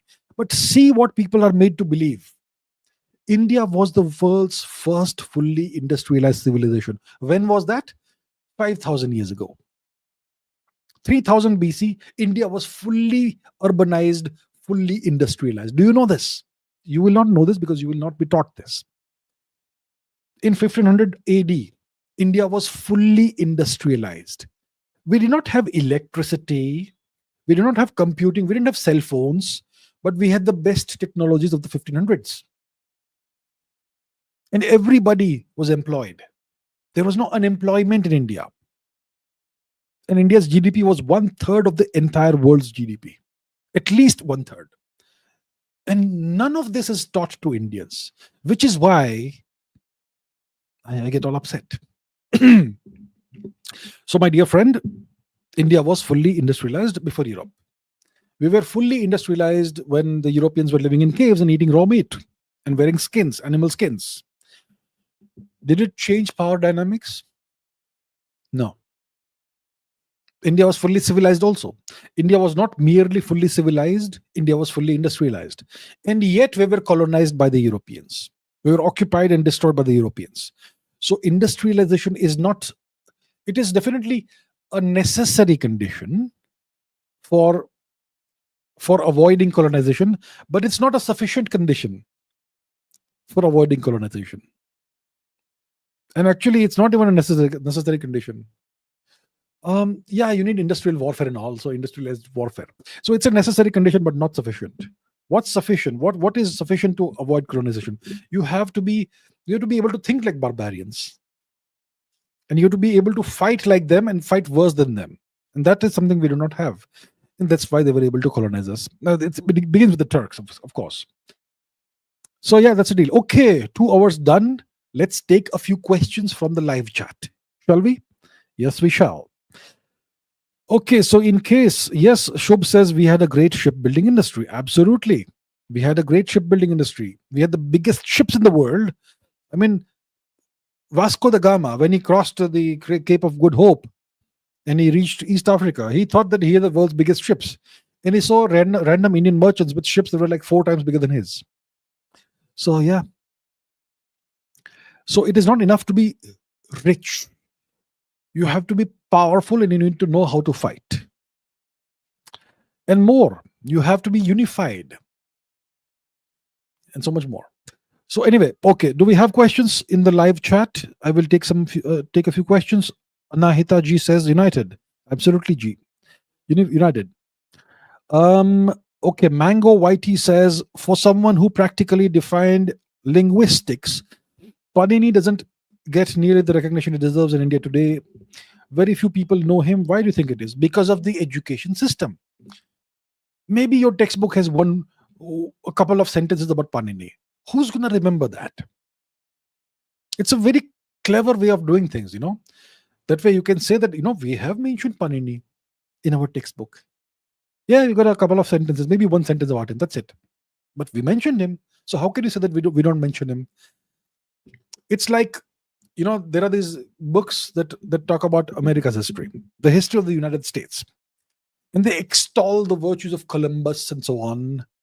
And then there'll be one sentence somewhere which will say that the European colonization of the Americas, it led to the genocide of the Native Americans. There'll be one word genocide and one sentence about that somewhere in a 2,000-word textbook. And they'll say, no, look on that page. We have mentioned that the genocide did happen. So we are not whitewashing history. It will be buried under some massive verbiage. So yeah, the problem is the education system. That's why Indians don't know about Panini. Okay. Feel strong men says counter my point. Sir, we are not doing any military exercises here. I'm not countering anyone's points. Ravi says, what's the role of Savarkar in the independence movement? I have not studied the life history of Shri Savarkar in any great detail. So I will not be able to speak about that. I am not an expert in the independence movement. I have not studied various great personalities like Mr. Savarkar, Mr. Gandhi, Dr. Ambedkar, and whoever else may exist, Shri Nehru ji. I know things from a macroscopic perspective, but I don't know the specific details. I don't know the exact details of exactly how things went. So, yeah. Prasadana says, I'm testing something. All right, sir. No issues. Harshai says, do films have a long-term impact on the human mind? Like I watched yesterday, a movie I watched yesterday, K1, showed theme of oppressor and oppress those who had built temples bad. Of course, movies have a huge impact. When you are young, you love movies. I love movies even today. So movies, so when you are young, when you're 15, 16 years old, when you're 12 years old, you are super impressionable. And it's easier to impress someone through the audio visual medium than through books. So movies can burn images into your mind forever. So movies have a huge impact. Movies are a great tool of propaganda. The most powerful tool the United States, for example, has geopolitically is Hollywood. It's so easy to mislead people by making movies. And movies have been used to portray Hinduism as evil. And that's why lots of people believe Hinduism is an evil religion. Your own people, our own people. Hindus themselves believe that our ancestors were very cruel, very oppressive. Yeah, so movies are a massive propaganda tool. Pavan Shri Harsha says, why is there no ruins of Indian kings' palaces while Rome, Egypt, and others preserved their ancient monuments? Why couldn't India do that? What happened to Shungas, Gupta, Maurya, etc. rulers' palaces? Well, to a very large extent, we did not have rulers who lived in massive palaces. For example, see, it's possible that rulers from older eras, their palaces could not have survived, possibly. Because how long does a building survive? 1,000 years, 2,000 years? We've had history going back many more 1,000 years before that. We have cities, great cities like Rakhigarhi, Birana, Kalibangan, Mohenjo-daro, Harappa, and so on, where you don't find palaces at all. We still have the outlines of those cities and the buildings and all that. We know that we had multi-storied buildings there. We have the public works, the drainage systems, the canals, the bathhouses, and the assembly halls and whatnot. There's simply no palace. Does it mean that we did not have kings at the time? Or does it mean that kings lived like ordinary people? What does it mean? We're not quite sure. Most likely, we had some kind of quasi-democratic system during that period of time. The Mauryan era, we had emperors. So obviously, so what was the deal? Did the emperors did not have palaces? Maybe some emperors had palaces. Maybe Chandragupta Maurya may have had a palace. Maybe Ashok would have had a palace, I suppose. Maybe the palace doesn't stand anymore. See, it's 2,500 years roughly before today. It's very hard for a building to stand that long, right? What about the Shungas? The Shungas, they would also have ruled out of Patliputra. Patliputra is in ruins today, the old city, and we haven't really bothered to excavate it. You don't even find any colored pictures of Patliputra today, the excavated parts of Patliputra. It's completely neglected. The Gupta era, once again, Patliputra, and then was it Mathura, wherever it was, Ujjain.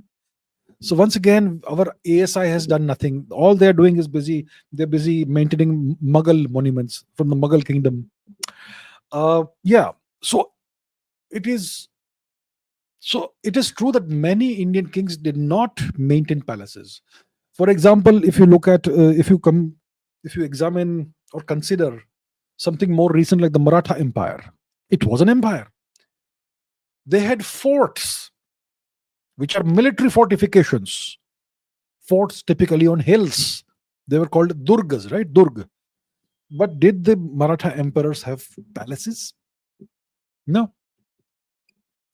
You had some Rajput kings who had palaces that were built after the vassalage period of the Rajputs. And you have these princely kingdoms, which are all British vassals, who had palaces, sure. But the true sovereign kings and emperors of India, it's hard to find their palaces if they had any. So it's a big question. It looks like many of the Indian kings and emperors did not really maintain massive palaces. Looks like that. Godliness says, for you, what is the history of science? How back in history will you date science, and which scientific experiment or innovation will you select as being earliest in the recorded history? What's the history of science? The history of science is the history of scientific thought. It begins. So where does science begin?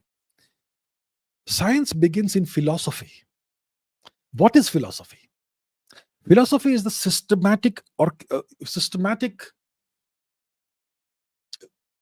It's how you configure your thoughts systematically, how you organize your thoughts systematically, and you follow rules of thought.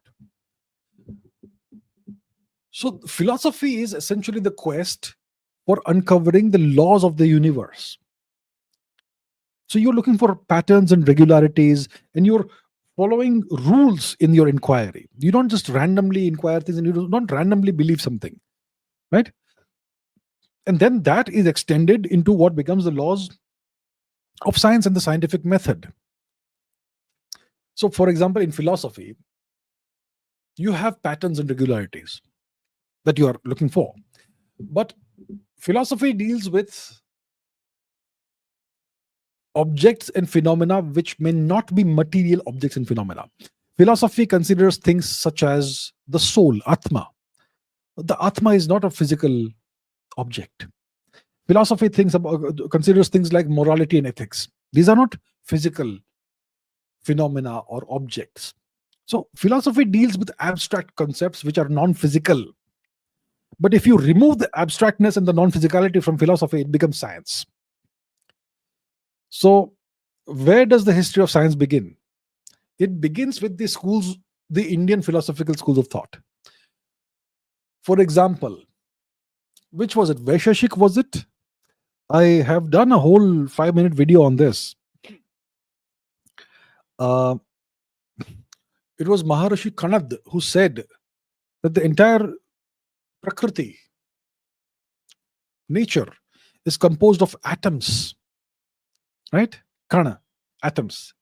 So that's the atomistic theory, or the first, so to say, quantum theory, kind of goes back God knows how many thousands of years. So I think it's I would say it's there that the history of science begins. It's when you disregard the non-material aspects of philosophy and you focus purely on the material based on the scientific method. That's where science begins. Uh, so yeah, that for me is where the history of science begins, and which experiment or innovation. I'm not sure about that. Which experiment or innovation? Okay, let me give you an example. Find me an older one. Okay, let me show you. Google. Okay, Burzahom supernova. This is ancient rock art from northern India, from Kashmir, which shows you a sky chart, and there are two suns in the sky. And if you go back to the time period when this rock art was done, you will see that there was a supernova, a star that exploded exactly what this mentions. So this is not some hunting scene; it is actually a sky chart with constellations, with Orion the hunter, and so on. And it records a supernova eruption that happened about 5,000-6,000 years ago. So maybe that's the first observational evidence of with some kind of a scientific background, perhaps. Okay, let's take the next question. Couple more. My opinion on Brezhnev, was responsible for the person who was responsible for the decline of the USSR was Gorbachev. You could say that standards started declining during Brezhnev's time. The decline of the USSR, if you really want to give a date to it, it's the death of Stalin. Things start going downwards from that time onwards. It is what it is. I'm not a great fan of Stalin. You don't want a ruler like Stalin. You don't want one like him. But he's the guy who made the USSR what it became, a superpower. And the decline started with the death of Stalin.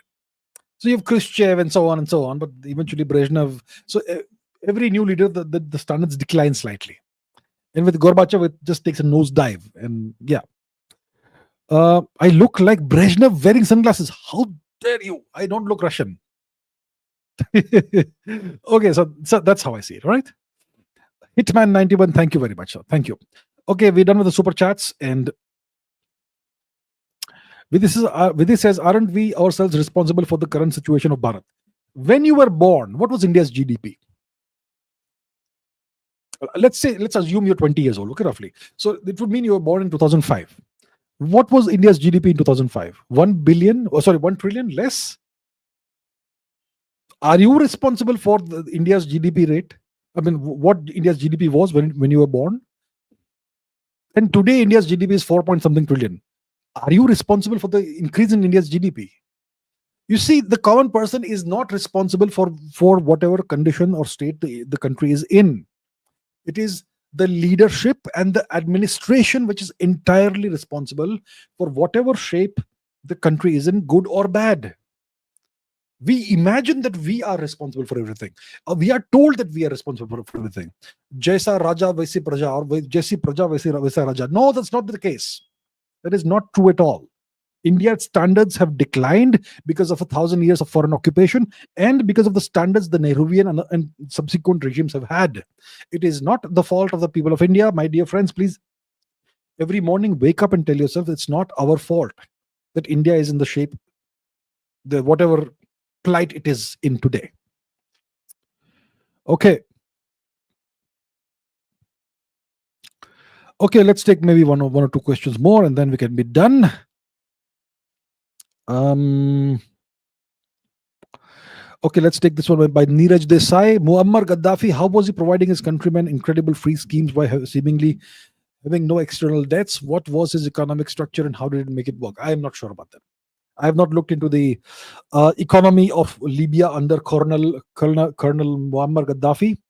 I have not looked into it. What I know is that there was no debt. What I know is that he gave a lot of these fantastic schemes to his people. Education was free, apparently, especially for girls, and so on. I'm not sure exactly how it was done. I've not studied that. But yeah, he did that. He was able to achieve that. He did so much good for his people. All he wanted was that the West leaves him alone. Leave my country alone. That's it. Okay. Charlie Kirk, I have no opinion about that. Then we're talking about history today, so we'll not discuss that. Vishpala says, "How did the evil practice of women covering their faces?" This is the last question for today. How did this evil practice of women covering their faces become entrenched into Indian society? Even today, I see newlywed women covering their faces. Uh, this isn't the case with southern India. Well, there are some clues in that, isn't it? There are some clues when it comes to the fact that southern India doesn't have this issue. How is it so? See, the truth is, and lots of people get very upset when I point this out. Look at our temple carvings from which are older than 1000 years, which is temple carvings that were done before the foreign occupation of India.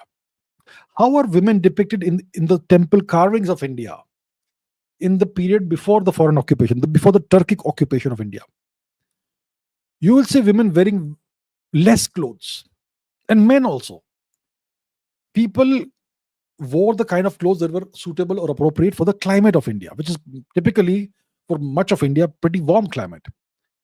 So it was common for people to wear pretty, what you would call, flimsy or skimpy clothes. That's how India was, north as well as south. Okay, before the Turkic occupation. Even in Gandhara, you will see topless women's statues.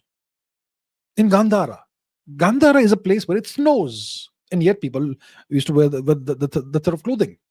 So India was very much like that. Then what happens is we have the Turkic invasions and occupation of India. They came with a very different culture. They would cover their women, and any woman who was not fully covered was seen as a piece of flesh. And which is why Indian women had to start hiding indoors. And if they ever came out, they had to cover themselves completely. And that had to become a tradition just for the sake of survival. Our people had to make it, they had to transform this into a cultural tradition that in our land, women and girls, they cover themselves completely. Why? Simply so that they could live with some honor. Otherwise, they will be abused by the Turks. So that became a practice for 1,000 years. Why is it not prevalent in the South? Because the South never came under Turkic occupation, most of it. That's the deal. It is not our culture. I think we should do away with that today. Anyway, it's up to people to decide what they want to live, what kind of lifestyle to live. Who am I to tell them?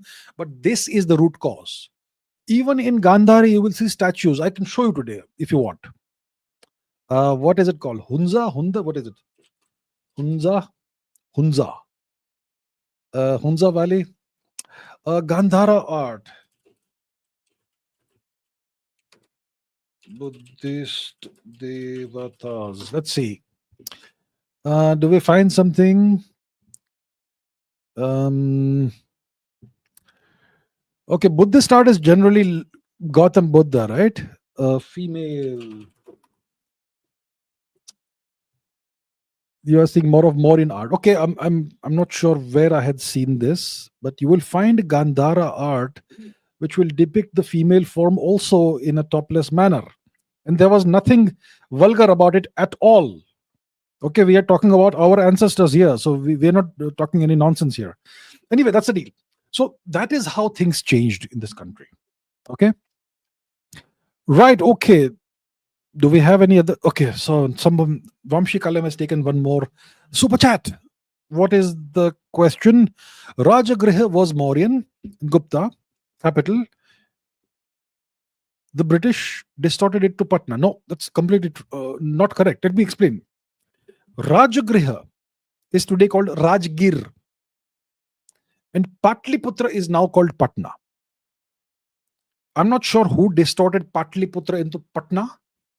I'm not sure if the British did that. Maybe it is the people of Magad who did that. It's up to them, their choice.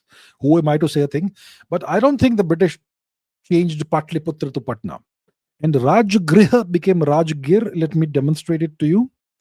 Let's go to the map and search for Rajgir. Rajgir. Zoom in to Rajgir. Ancient city in the blah blah blah. So if you Google Rajgir, it will tell you it was originally called Rajgriha. Let's go to Google. If you go to Rajgir, the old name was Rajgriha. All right, sir, Mr. Vamshi Kalem. The point is that Rajagriha became Rajgir and Patliputra became Patna. All right, people, let us end this live stream now. Thank you so much for all the questions. I really appreciate them. And 1 second. Okay, let's take one. This is not a historical question, sir. Come on, let's do only history today. Okay, people, I'll look forward to seeing you tomorrow. And tomorrow we're going to talk about geopolitics, and it's going to be a super chat session. So I look forward to seeing you there. Until then, take care. Thank you so much for all the questions. It's always fun taking your questions, and I look forward to seeing you all tomorrow. Thank you. Take care. Keep learning. Keep asking questions. Keep raising your standards. See you tomorrow. Bye bye.